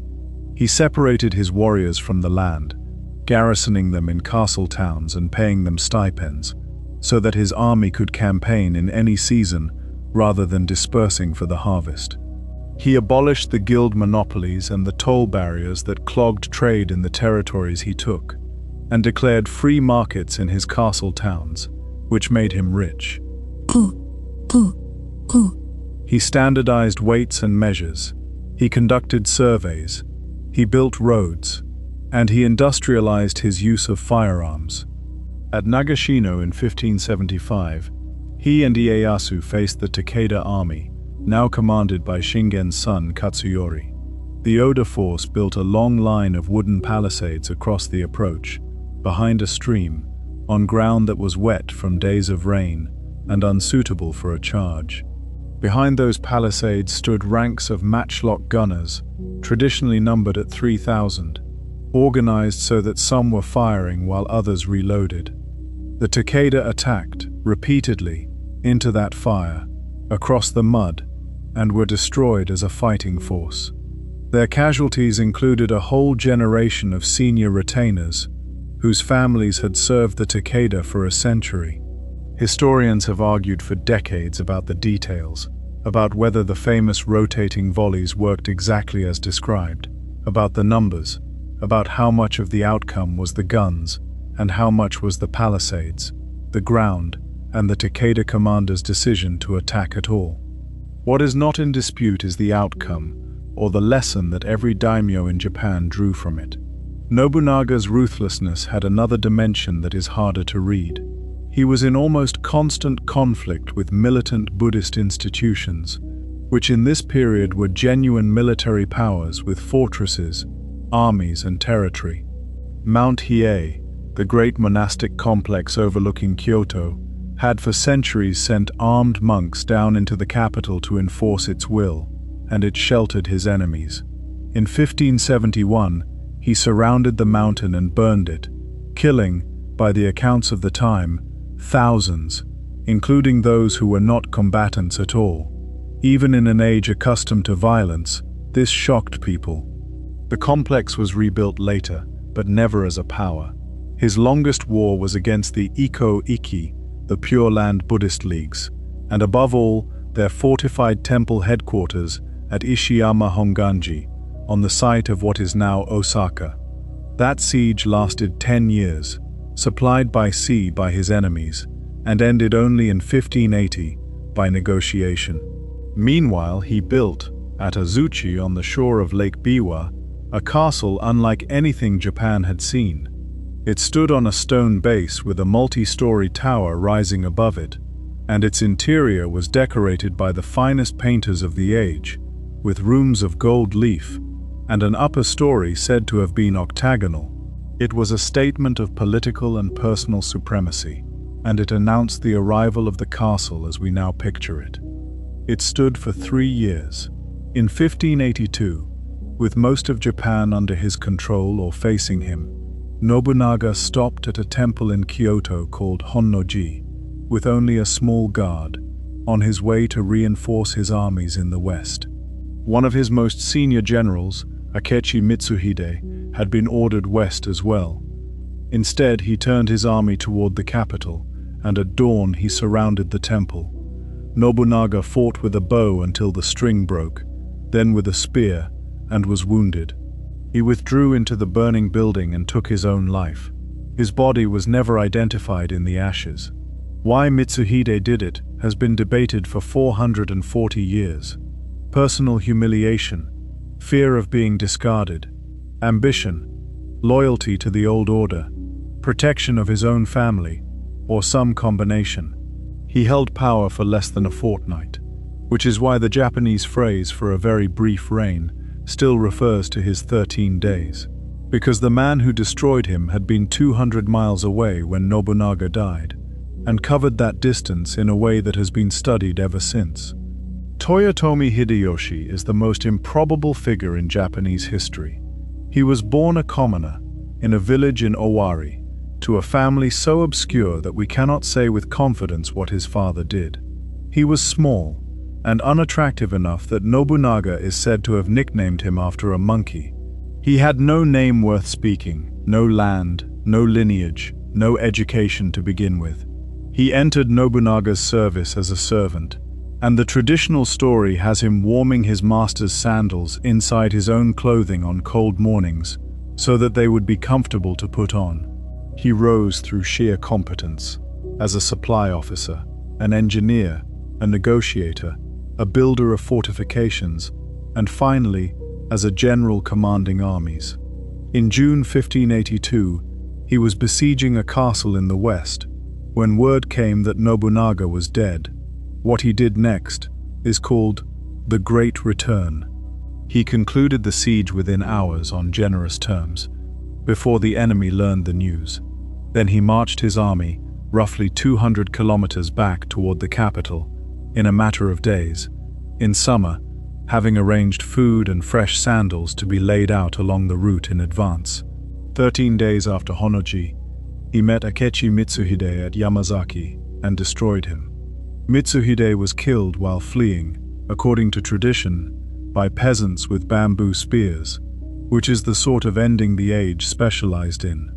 Hideyoshi then outmaneuvered Nobunaga's remaining sons and senior generals at a council over the succession and afterwards on the battlefield, and within 2 years he was the effective ruler of central Japan.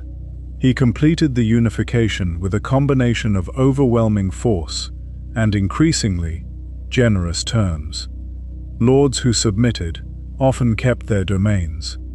He campaigned into Shikoku, into Kyushu, and finally in 1590 against the Hojo of Odawara in the east, whose great castle he besieged with an army of perhaps 200,000, while building an entire fortified camp on a nearby hill, complete with, according to the accounts, tea houses and entertainers, and revealing it to the defenders all at once by clearing the trees in front of it. Odawara surrendered. Japan was, for the first time in over a century, under a single authority. He could not become shogun. That office, by convention, required descent from the Minamoto, and no amount of power could give a peasant's son that. So he had himself adopted into an aristocratic family and took the ancient court title of Kampaku, imperial regent, and later took another title again and invented a new surname, Toyotomi, for good measure. It is a very Japanese solution. Rather than abolishing the hierarchy, he climbed inside it and rearranged the furniture. His reforms did more to create the samurai class as later centuries knew it than any code of honor ever did. First came the land survey, conducted across the country with standardized measures, recording every parcel of land, its yield in koku, and the cultivator responsible for it. This was the basis of taxation, and of every daimyo's assessed value from then on. Second came the sword hunt of 1588. Farmers and villagers were ordered to surrender swords, spears, firearms, and other weapons. The stated purpose was pious. The metal would be melted down for a great statue of the Buddha, so that the donors would benefit in this life and the next. The actual purpose was to end peasant uprisings and to draw a hard line between those who fought and those who farmed. Third, and following from it, came the separation of classes. Warriors were to live in castle towns and serve their lords. Farmers were to remain on the land. Movement between the categories was forbidden. A samurai could not become a merchant, and a farmer could not become a samurai. Consider the irony. The man who legislated that a peasant could never become a warrior was a peasant who had become the ruler of Japan. He was closing the door behind himself, deliberately, because the age of the low overturning the high had to end for his own position to be safe. For a few years, the country enjoyed a strange golden moment. Hideyoshi built Osaka Castle, on the site of the Buddhist fortress Nobunaga had spent a decade reducing, with stone walls whose largest blocks weigh over 100 tons and had to be dragged from quarries and shipped by sea. He built a palace in Kyoto and entertained the emperor there. He held a tea gathering at Kitano that was open to anyone, from any class, who wished to attend, and lasted for days. He had a portable tea room made, its interior covered entirely in gold leaf, which he could take with him and assemble anywhere, a thing so at odds with the aesthetic of restraint that it tells you a great deal about him. His relationship with tea also produced one of the darker episodes of his life. Sen no Rikyu, the greatest tea master of the age, and Hideyoshi's own advisor, fell from favor and was ordered to take his own life in 1591. The reasons given at the time are unconvincing. What seems clear is that a man who had made himself the arbiter of taste had become inconvenient to a man who had made himself the arbiter of everything else. And then, having unified the country, Hideyoshi looked outward. In 1592, he launched an invasion of Korea with the stated intention of proceeding through it to conquer Ming China. Somewhere between 100,000 and 200,000 men crossed the strait. The initial advance was extremely fast. Japanese armies were battle-hardened after a century of civil war, and equipped with matchlocks in numbers Korean forces could not match. Seoul fell within weeks, Pyongyang within months. Then it fell apart. Korean guerrilla resistance formed in the countryside.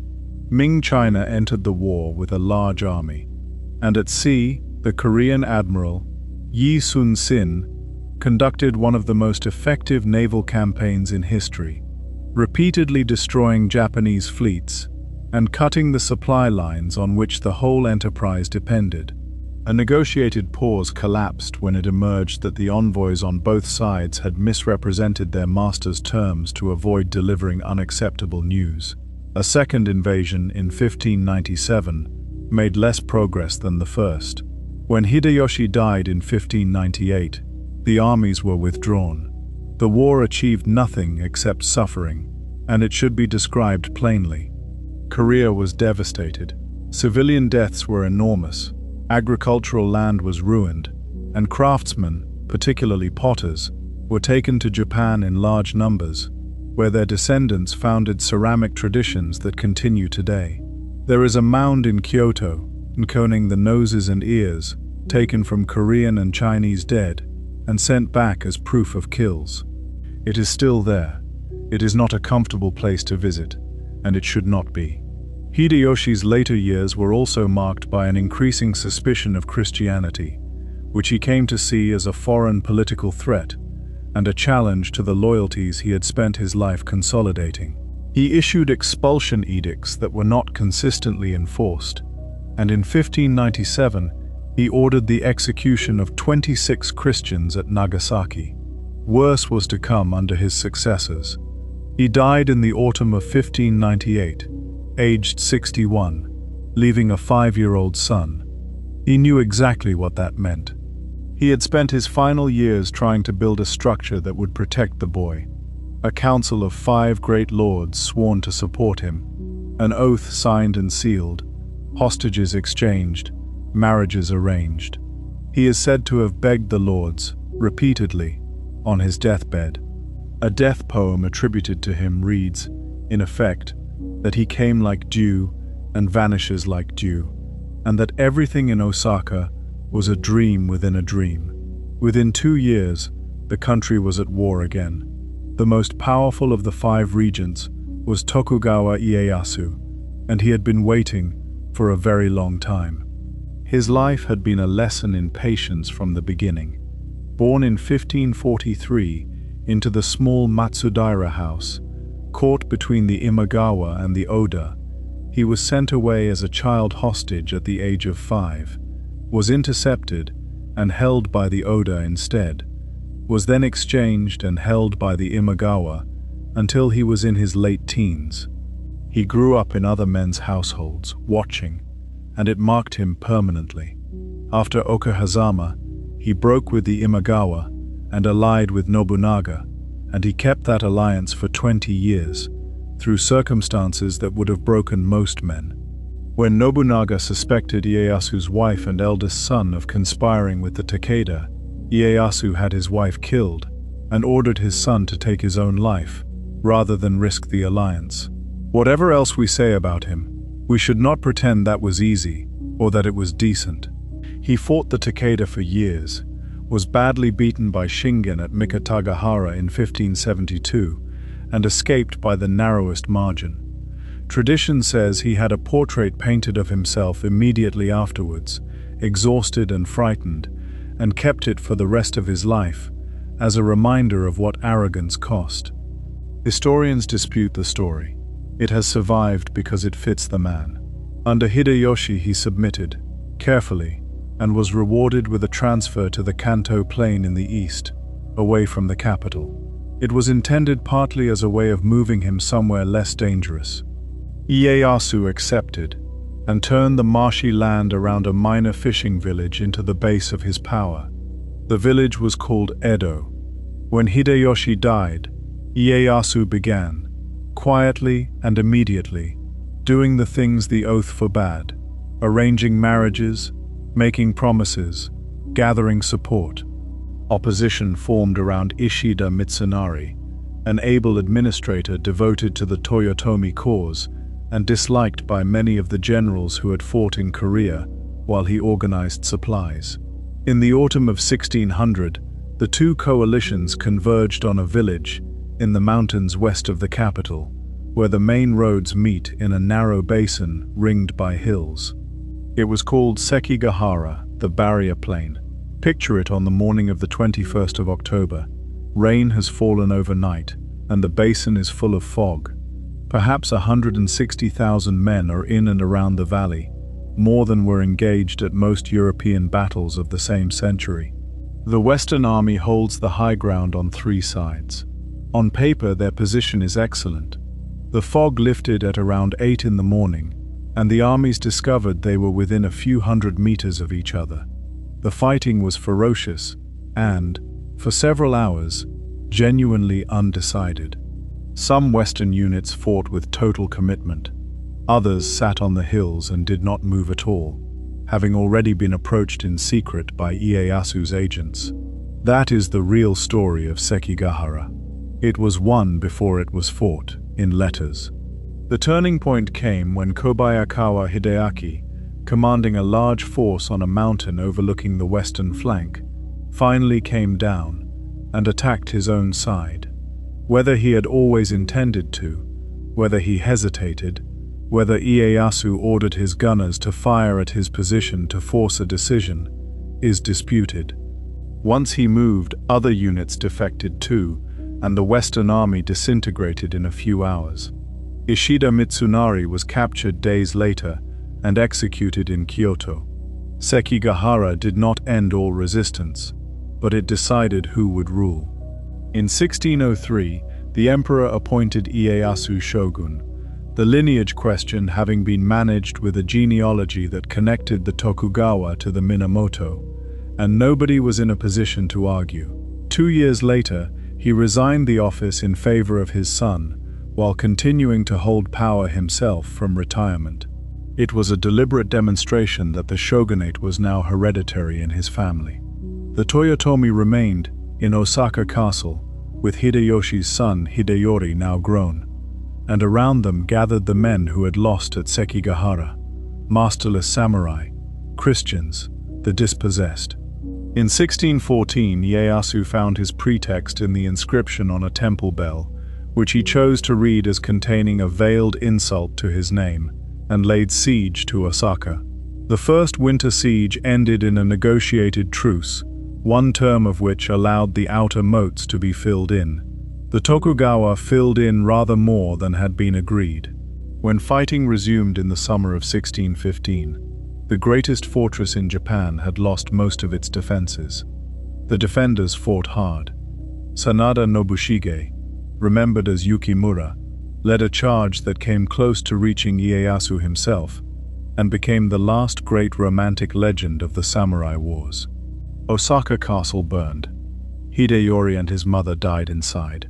His 8-year-old son was executed. Ieyasu died the following year, aged 73, and was enshrined as a god at Nikko, in a mausoleum of such riotous color and carving that it looks like nothing else in Japanese religious architecture. There is a set of verses that Japanese schoolchildren still learn, comparing the three unifiers by what each would do with a cuckoo that would not sing. Nobunaga would kill it. Hideyoshi would make it sing. Ieyasu would wait until it sang. And now, having followed 1,000 named men through 400 years of fighting, we arrive at the strangest chapter of all. Because the samurai now had to survive peace. Settle in for this next part. The battles are largely over now, and what follows is quieter, and in some ways more surprising. Let your breathing slow a little. There is nothing to keep track of.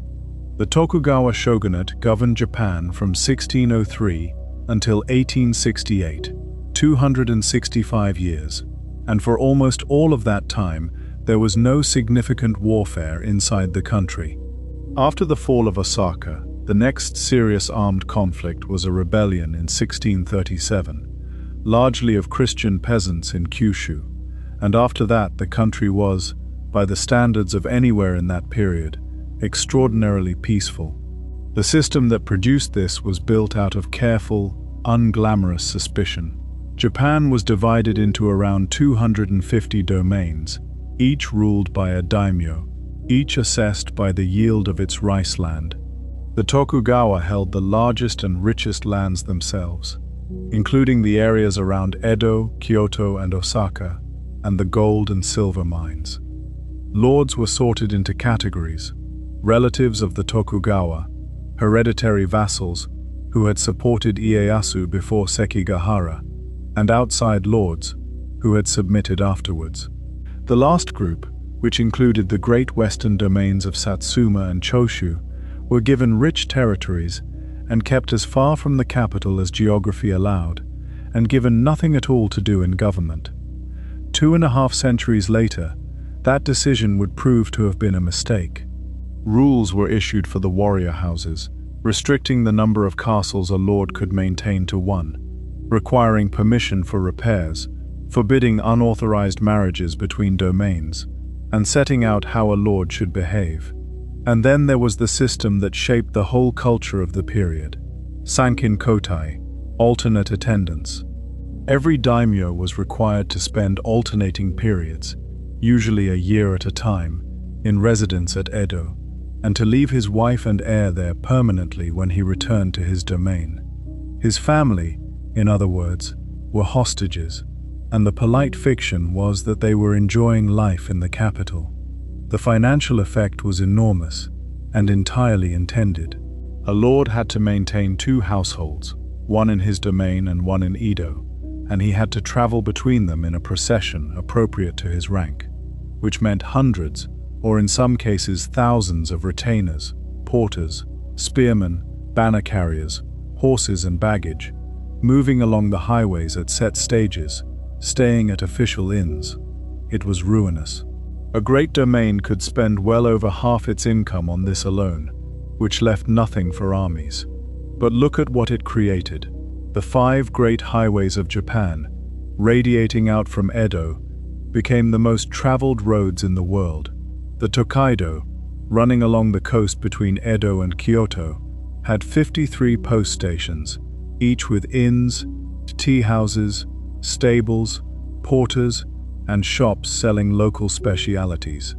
The Nakasendo went inland through the mountains, through valleys and forests and post towns, some of which survive today almost unchanged. Wooden buildings under deep eaves along a stone-paved street, with the sound of water running in a channel beside it. Along these roads moved not only daimyo processions but pilgrims, merchants, entertainers, priests, and ordinary people traveling for pleasure, because tourism, in a recognizable modern form, became a mass activity in Edo period Japan.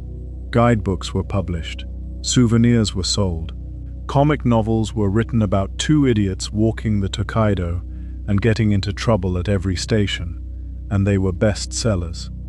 Later, Hiroshige would make a series of prints of the 53 stations, and Hokusai would make 36 views of Mount Fuji, and those images would travel to Europe and change the direction of Western art. But that comes at the end. Edo itself grew into one of the largest cities on earth. By the 18th century, it held perhaps 1 million people, comparable with or larger than London or Paris at the time, and it was a city of two halves. On the high ground to the west lay the warrior city, the shogun's castle at the center, with its spiraling moats, and around it, the walled estates of the daimyo, quiet streets of long barracks buildings, with white plastered walls and small barred windows, gardens hidden behind them. On the low ground to the east, on reclaimed marsh along the river and the bay, lay the merchant and artisan city, dense, crowded, wooden, laid out in blocks of narrow houses along back alleys, with communal wells and shared privies, and a fire watchtower on every corner. Because the great terror of Edo was fire, the city burned repeatedly, most catastrophically in 1657, when a fire killed perhaps 100,000 people and destroyed much of the town, including the castle keep, which was never rebuilt. Fires were so regular that Edo people called them the flowers of Edo, with the fatalism of people who had rebuilt 3 times already. And here is the great paradox of the Edo period. The samurai were, legally, the highest of the 4 classes, above farmers, artisans, and merchants, in a Confucian scheme borrowed from China. They alone could carry 2 swords. They had the right, in theory, to cut down a commoner who was seriously disrespectful, a right that existed on paper and was hedged with enough investigation and consequence that it was invoked far less often than fiction suggests. But the merchants, at the bottom of the official hierarchy, had the money. Samurai were paid stipends in rice, fixed at a level set generations earlier.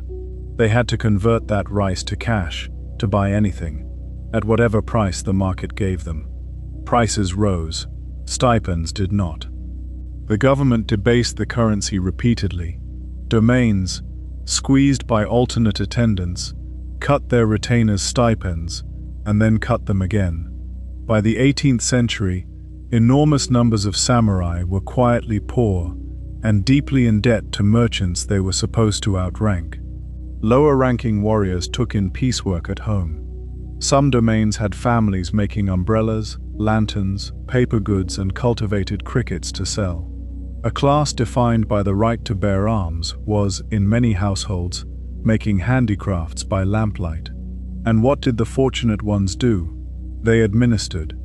They kept accounts, inspected granaries, judged disputes, managed forests, supervised construction, and above all they wrote. The Tokugawa state ran on documents, and a samurai's working life was largely a matter of paper, precedent, and rank. Consider what this meant psychologically. Here was a hereditary military class, trained in the sword, wearing the sword, defined by the sword, in a country where no one had fought a battle in living memory, or in their father's memory, or their grandfather's memory. They were soldiers in an army that would never march, and they knew it. That gap between the ideal and the reality is where Bushido was born. The word itself, the way of the warrior, appears in the 16th and 17th centuries, and this is the crucial point. There was never a single, fixed, universally accepted samurai code observed across 1,000 years of history. What existed, at different times and places, were varying ideas about how a warrior should behave, expressed in house rules issued by individual lords, in letters of advice from fathers to sons, and in the works of Edo period scholars who were, in effect, explaining to an unemployed military class what it was for. Those scholars drew heavily on Confucianism and on Buddhist and Shinto ideas, and produced an ethic of loyalty, duty, self-discipline, frugality, filial piety, honesty, and the cultivation of both military and literary arts. Notice how much of that is the ethic of a good official rather than a good soldier. It was meant to be. Then there is Hagakure, the most quoted and least representative of them all. It was dictated in the early 18th century by Yamamoto Tsunetomo, a retainer of the Nabeshima domain who had become a monk after his lord died, and he was forbidden to follow him in death. and it was written down by a younger samurai over 7 years of conversations. It was not published. It circulated within one domain, and it was largely unknown nationally until the 20th century. Its famous line is that the way of the warrior is found in death, and that a samurai should live as though already dead, choosing death without hesitation when the choice arises. Read in context. It is the work of a man mourning a lost world and disgusted by the calculating careerism of the warriors around him. It is passionate, contradictory, occasionally funny, deeply nostalgic, and about as reliable a guide to how samurai actually behaved as a furious letter to a newspaper about the youth of today. Its later career was extraordinary and troubling. In the 1930s and 1940s, elements of Hagakure and of the Bushido tradition generally were taken up by the Japanese state, reworked, and used to demand absolute self-sacrifice from soldiers and, eventually, from young pilots flying aircraft named after the divine winds of the 13th century. A retired monk's private reflections became a slogan on a national scale, which brings us to seppuku, and it must be handled carefully. Ritual suicide by a warrior was practiced from the medieval period, initially as a way of avoiding capture and of demonstrating courage in defeat. In the Edo period, it was formalized into a judicial procedure. A samurai condemned for an offense might be permitted this form of death rather than execution, which preserved his honor and, importantly, protected his family's position and stipend. It took place before witnesses, in a prepared space, with a second present whose task was to end the matter quickly. We will not go into further detail. What matters for understanding the period is that it functioned as a legal instrument and a social contract as much as an act of despair. Now let us look at two stories that everything in Edo culture returns to. The first is a man. Miyamoto Musashi was born around 1584, at the very end of the fighting, and he is the most famous swordsman in Japanese history.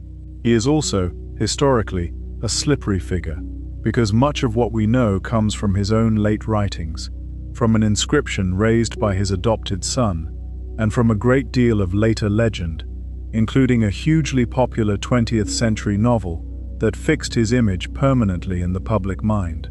The outline is this. He fought his first duel at about 13 and won it. He fought at Sekigahara, on the losing side.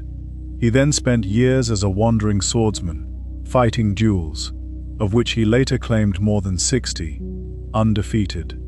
The most famous took place around 1612 on a small island in the strait between Honshu and Kyushu against Sasaki Kojiro, a swordsman known for a very long blade and a technique compared to a swallow's turning flight. Tradition says Musashi arrived deliberately late, having carved a wooden sword from a spare oar on the boat, that he unbalanced his opponent with the weight and the insult, and killed him with a single blow. How much of that is true is beyond recovery. The island is called Ganryujima now, after Kojiro's style, and people go there. Musashi's technique, as far as we can reconstruct it, involved the use of both swords together, the long and the short, and an emphasis on timing, distance, and rhythm rather than on any secret movement. He also, notably, won fights with wooden weapons, and with whatever came to hand, and was contemptuous of the idea that any particular weapon or school held the answer. What makes him worth remembering, though, is what he became afterwards. He stopped dueling. He served, taught, and worked. He became an accomplished ink painter, and his surviving paintings, particularly one of a shrike on a bare branch, are the work of an artist of the first rank, spare, tense, with enormous empty space around a single concentrated point. He did calligraphy. He made metal fittings. He designed gardens. And in the last years of his life, living in a cave outside Kumamoto, he wrote The Book of Five Rings. It is short, plain, and unsentimental. It is organized into sections named after the elements, and it is largely practical. How to hold a sword, how to stand, how to look at an opponent, how to control the rhythm of an encounter, how to fight several people at once, how to think about terrain and timing.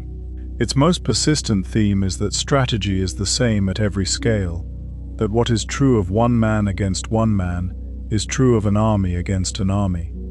There is one more thing worth mentioning. Alongside the treatise, he left a short list of precepts for his student, written days before he died. They are austere. Do not regret what you have done. Do not hold on to possessions. Do not seek comfort. Do not be jealous. Do not act from resentment. Accept everything just the way it is. Whatever we make of the jewels, that document is the voice of someone who had thought very hard about how to live. The second story is not about a man, but about 47 of them, and it is the story that defines the Edo period's understanding of itself. In 1701, a provincial lord named Asano Naganori was in Edo, appointed to help receive imperial envoys at the shogun's castle, a duty requiring detailed knowledge of ceremony. The official responsible for instructing him was Kira Yoshinaka, a master of protocol. Something went wrong between them. The traditional account says Kira insulted and humiliated Asano, perhaps because of inadequate gifts, perhaps out of simple contempt. Whatever happened, Asano drew a blade inside the castle and wounded Kira on the forehead. Drawing a weapon within the shogun's residence was an absolute offense. Asano was ordered to take his own life that same day. His domain was confiscated, and his retainers dismissed, becoming ronin, masterless samurai, a word that literally suggests a wave man, someone adrift. Kira was not punished at all.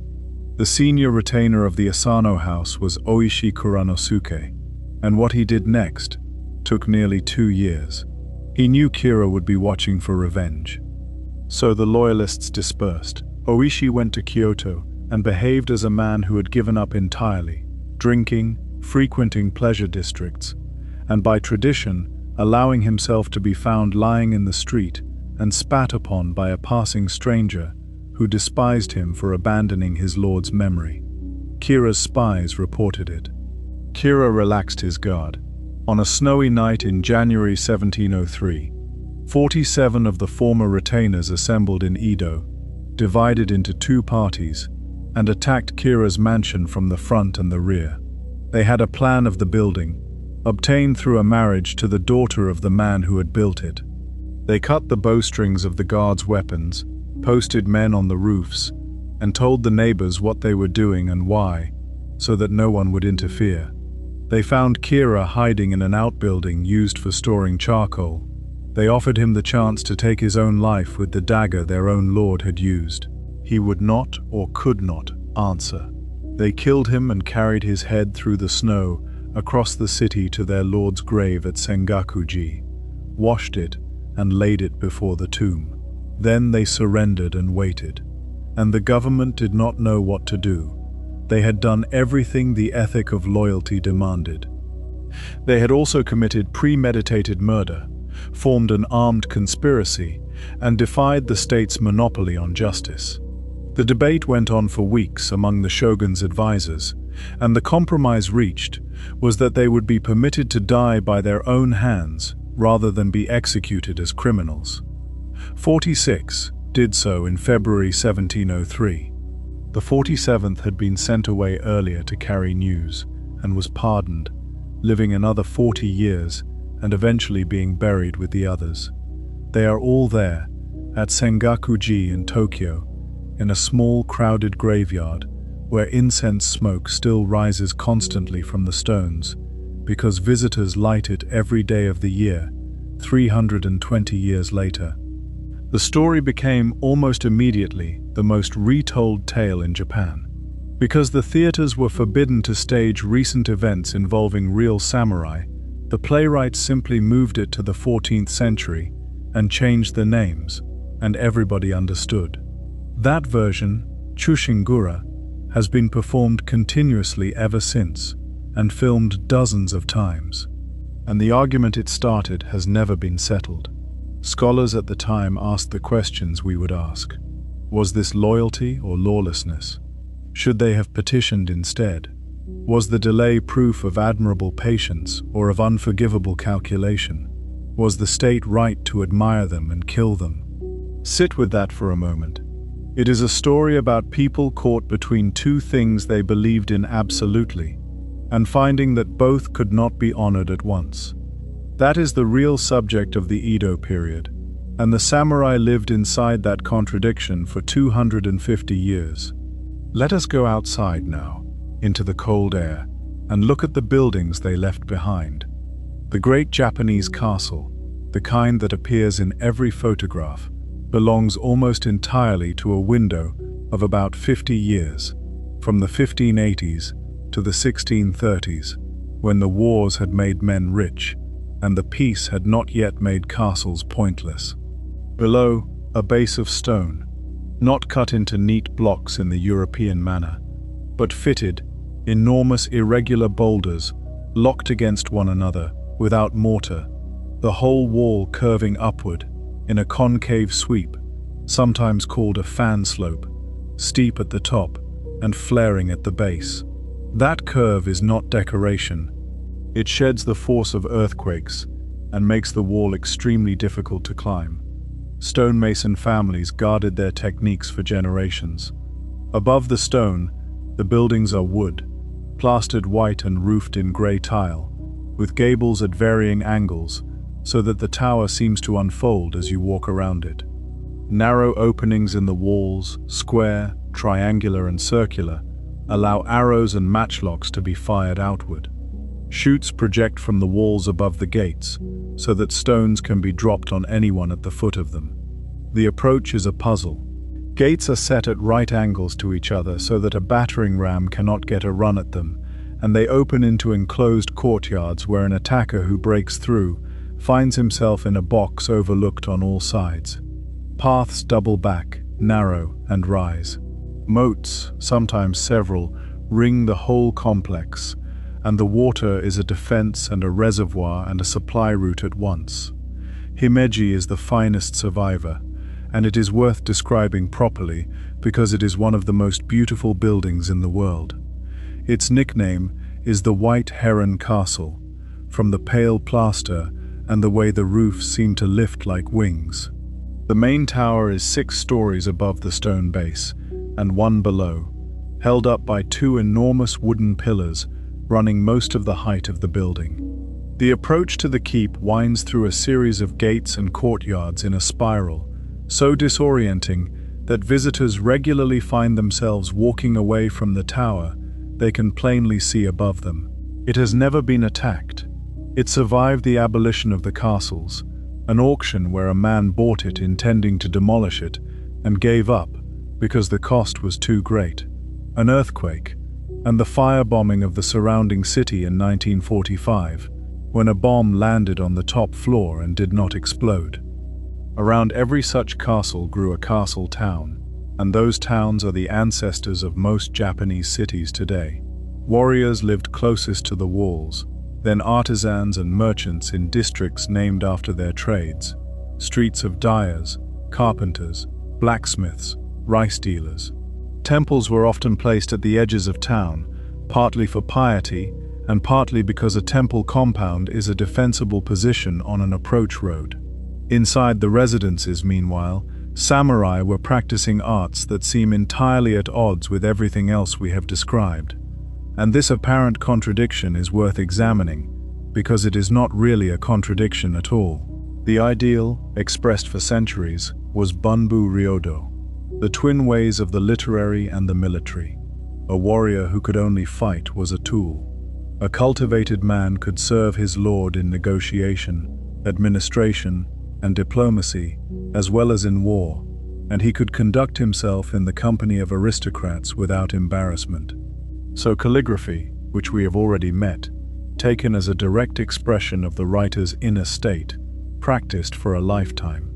Ink painting, learned from Chinese models and transformed, with its enormous empty spaces and its principle that what is left out is doing as much work as what is put in. Sesshu, a 15th century monk painter, produced landscapes that still feel modern, and one late work is made of so few strokes that it looks almost like an accident until you notice that every single mark is load-bearing. Linked verse, in which a group of people compose a poem together, each adding a stanza that must connect to the one before, but not to the one before that, so that the poem drifts through subjects like a conversation or a dream. This was a serious social activity, and Akechi Mitsuhide famously held a linked verse gathering days before he turned on Nobunaga, at which he composed a line that people afterwards read as a declaration of intent, though it may have been nothing of the kind. Flower arranging, in which the aim is not abundance, but the expression of a relationship between a few stems, a line, a space, and a season. Gardens, of which the most striking form is Karasansui, the dry landscape, where water is represented by raked gravel and mountains by standing stones. The garden at Ryokanji in Kyoto is a rectangle of raked white gravel with 15 rocks in 5 groups and nothing else. It has been there for around 500 years.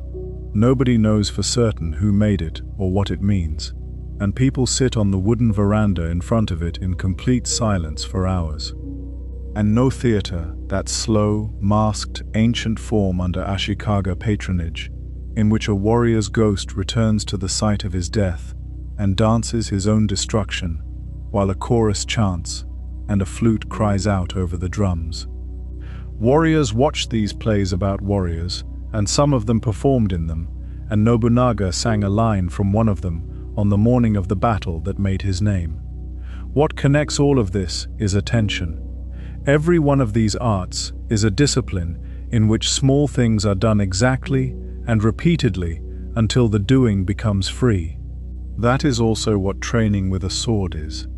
The samurai did not practice the arts in spite of being warriors. They practiced them in the same spirit. And while they did, out beyond the horizon, the world was changing. The Tokugawa had closed the country in stages during the 1630s. Japanese subjects were forbidden to leave and, if abroad, forbidden to return. Ocean-going ships could not be built. Christianity was suppressed with a thoroughness that is genuinely painful to read about. After the rebellion of 1637, in which tens of thousands of Christian peasants held an old castle at Shimabara and were destroyed, believers who survived went underground for over 2 centuries, passing on prayers that gradually drifted from their originals, disguising images of the Virgin as the Buddhist figure of mercy. And when missionaries returned in the 19th century, they found communities still there. The closure was not total, and it is a mistake to picture a sealed country.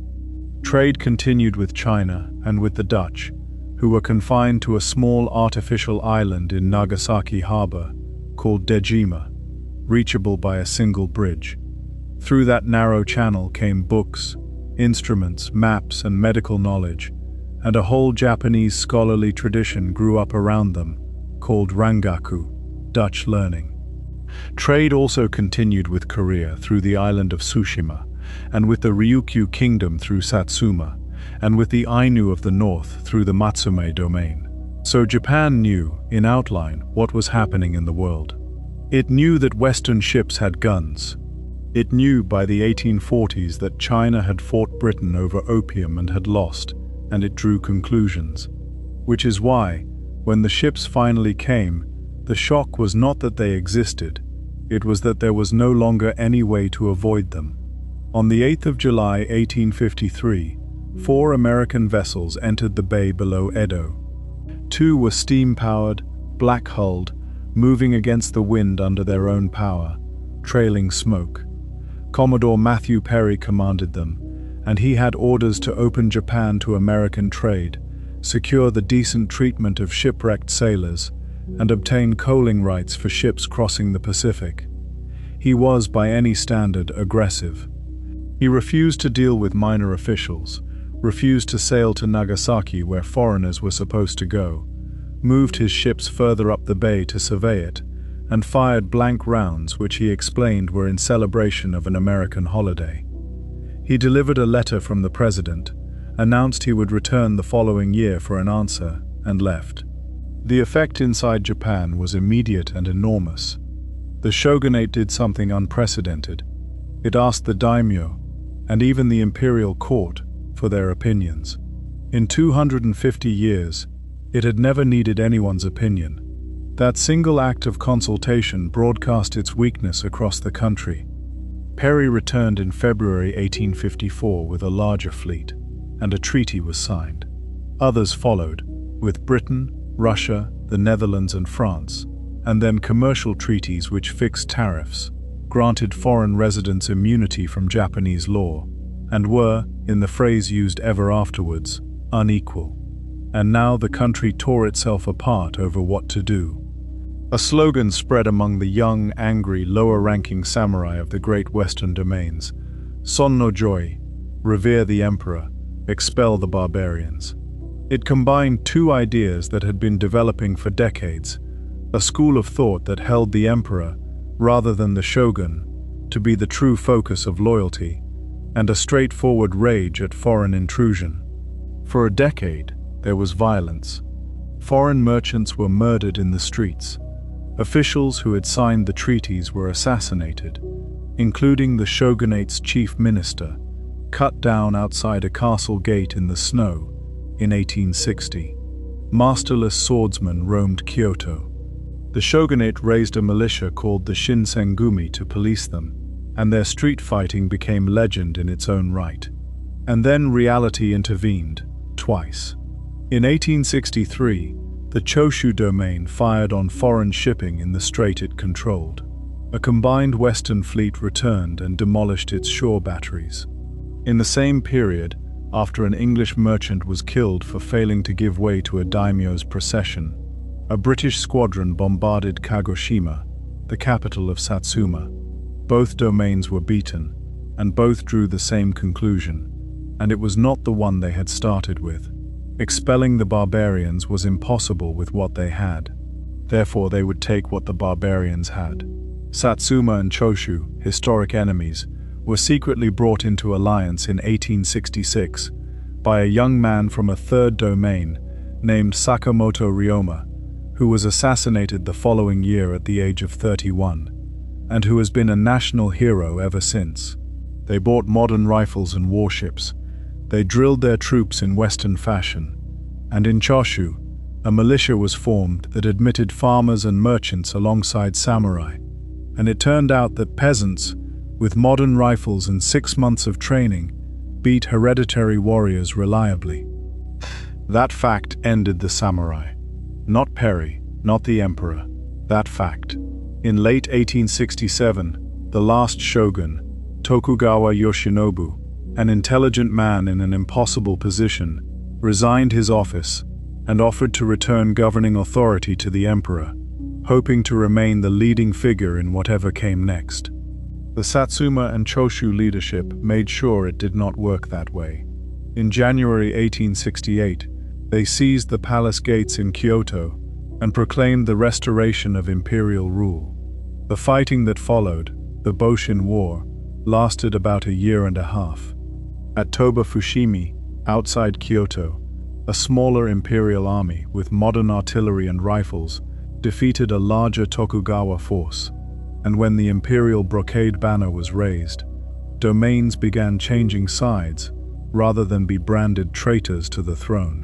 Edo surrendered without a battle, negotiated between two men who had known each other for years, which saved a city of 1 million people. Resistance continued north, at Aizu, where a group of teenage boys of a reserve unit saw smoke rising from the direction of their castle, believed it had fallen, and took their own lives on a hillside. The castle had not fallen yet. It fell a month later. The last Tokugawa loyalists held out at a star-shaped fort in the far north of Hokkaido, where they declared a short-lived republic and surrendered in the summer of 1869. The emperor, a boy of 15 when it began, took the reign name Meiji, enlightened rule. He was moved from Kyoto to Edo, which was renamed Tokyo, the eastern capital, and installed in the shogun's castle. And here is the strangest fact in the whole of tonight's story. The men who abolished the samurai were samurai. The new government was run overwhelmingly by lower and middle-ranking warriors from Satsuma, Choshu, and a few other domains, mostly in their 30s, who had spent their youth in a class system that gave them almost no prospect of advancement. They had seen what modern states could do, and several of them then went abroad and looked at those states in person, on an official mission that spent nearly 2 years touring America and Europe, examining factories, parliaments, schools, shipyards, and armies. They came back convinced that Japan had perhaps a generation to transform itself, or it would be carved up like China, and they proceeded to dismantle their own class with a speed that still takes the breath away. In 1869, the daimyo were persuaded to return their domains to the emperor. In 1871, the domains were abolished outright and replaced with prefectures administered by appointed governors. 250 years of local autonomy ended in a single announcement, and there was very little resistance, partly because the great lords were in most cases hopelessly in debt, and the new government assumed their obligations. In 1872 and 1873 came universal conscription. Every man, regardless of birth, would serve. The class monopoly on arms, which had been the entire basis of samurai identity since Hideyoshi's sword hunt, was gone. The legal class system was abolished. Former samurai were reclassified as shizoku, a status word with no privileges attached to it. Commoners were permitted surnames, permitted to ride horses, permitted to marry across former class lines. Hereditary stipends, which the government could not afford and which consumed a vast share of the national budget, were first taxed, then made voluntary, then in 1876, compulsorily converted into government bonds. For a senior retainer, this was a manageable settlement. For the many thousands of low-ranking samurai, it was a small lump sum, paid in paper, in an economy they did not understand, and enormous numbers of them lost it within a few years to bad investments and worse advice. That same year, the wearing of swords in public was prohibited.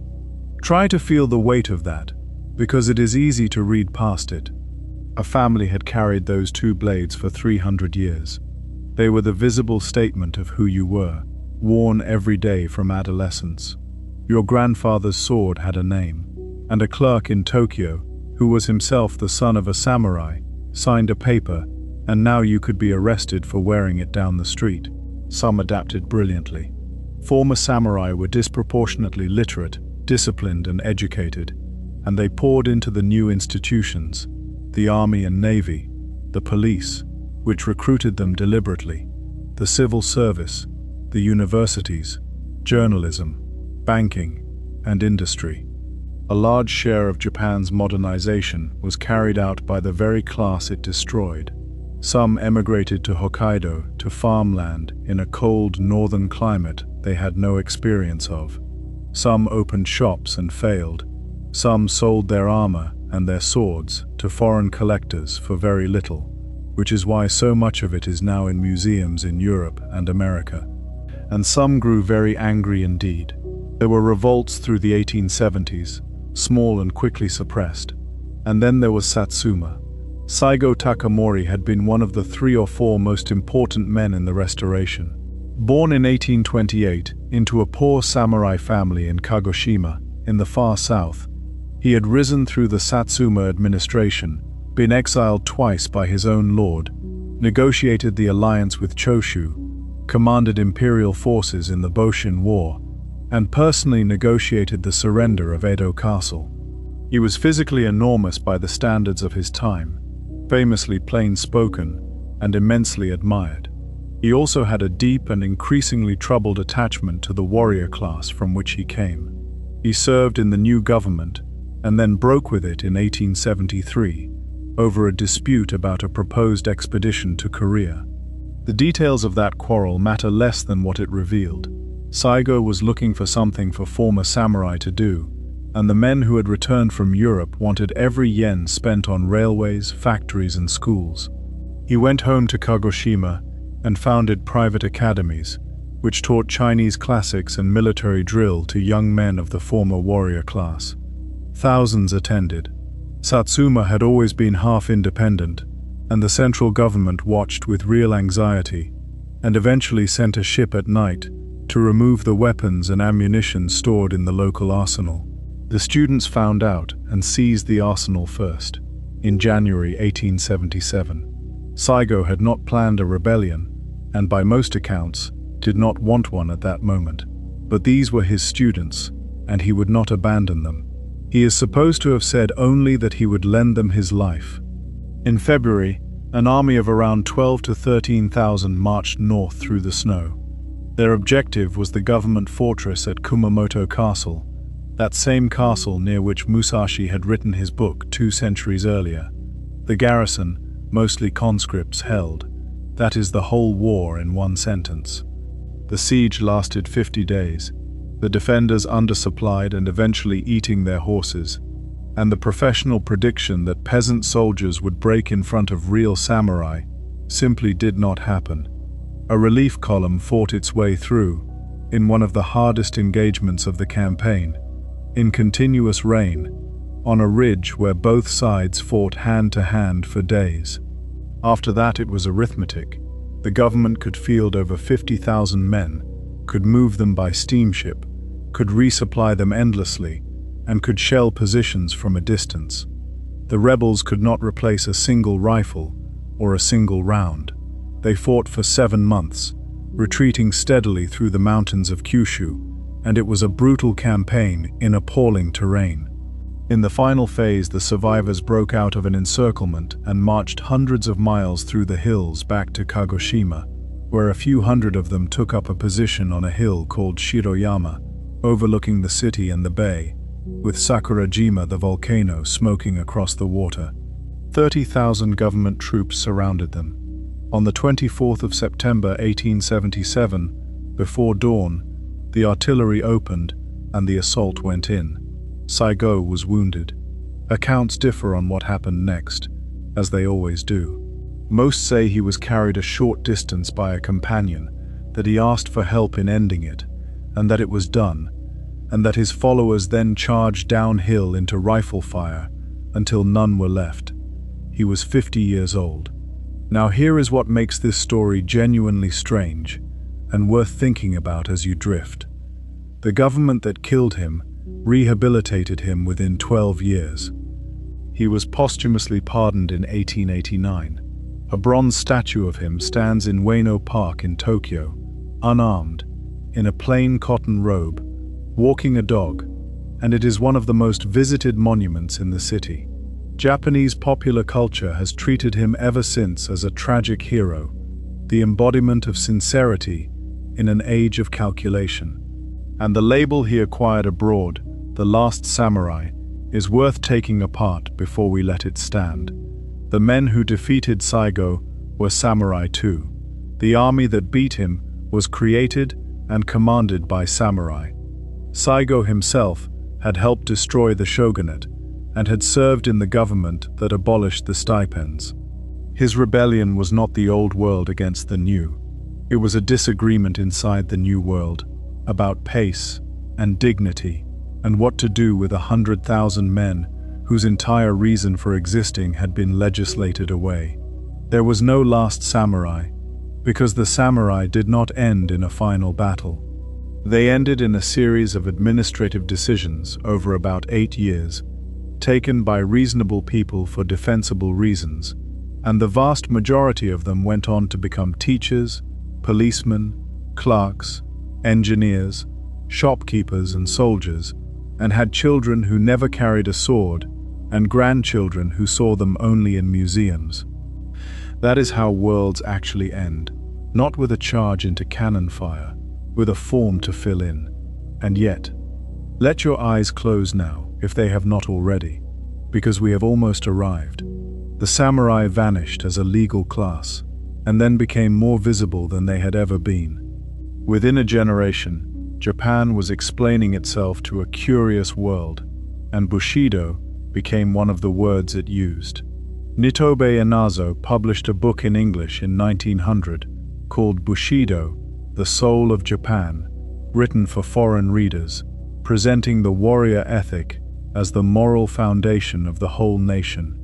It was a beautiful book, and a highly selective one, shaped by his Christian education and his desire to be understood in the West, and it was enormously influential, including inside Japan, where a version of it was read back into a past that had been considerably messier. Then the militarists took what they wanted from it, and the consequences were catastrophic, and the word carried that weight for a long time afterwards. But the fascination survived the misuse. It survived because the objects are extraordinary, because there are museums where you can stand in front of a blade made in the 14th century and see the hamon like frost on a window, and understand, without being told, that you are looking at something made by a person who cared enormously. It survived through the theater and the storytellers, through the puppet plays and the woodblock prints, and the endless retellings of the 47, and then through the cinema, and that is where the samurai conquered the world. Akira Kurosawa made Seven Samurai in 1954, about a starving village that hires masterless warriors to defend it against bandits. And it is not a film about heroes. It is a film about desperate people and the cost of violence. And it ends with the observation that the farmers have won and the warriors have not. It was remade as a Western in America. Its structure has been borrowed thousands of times. His other films did the same. One of them became a spaghetti Western. Another inspired a science fiction film about a farm boy, two princesses and a droid, which is a lovely circularity when you think about it. Kurosawa was influenced by American Westerns and by Shakespeare, and he made samurai films. And those films went back out and reshaped Hollywood, which reshaped everything else. Ideas travel like that. So do people, and so did the samurai themselves, from the mounted archers of the Heian frontier, to the clerks of Edo, to the police officers of Tokyo. So what were they, in the end? They were not the flawless paragons of the popular image, bound from birth by an unchanging code, choosing death over dishonor as a matter of routine. Nor were they merely brutal men in beautiful armor. They were landowners, worried about boundaries, mounted archers who trained from childhood, administrators who filed reports, poets, governors, engineers who built riverbanks that still work, tea drinkers who spent an afternoon on the placement of a single flower, fathers who arranged their daughters' marriages for advantage and then worried about them, men who changed sides and men who did not, men who died bravely and men who lived quietly for 80 years and never drew a blade in anger. Their world lasted nearly 1,000 years, and it changed constantly through every one of them, which is precisely what the histories they liked to hear told them would happen to everything. So let us go back, one last time. It is night in Japan. Rain has passed over the mountains and moved out to sea, and the clouds are breaking. A castle stands on its stone base above a sleeping town, white walls silver in the moonlight, its roofs wet and shining, the moat below perfectly still, and holding the whole building upside down in the water. Mist is moving slowly through the valleys. It gathers in the folds of the hills and drifts across the paddy fields, and the ridges rise out of it like islands.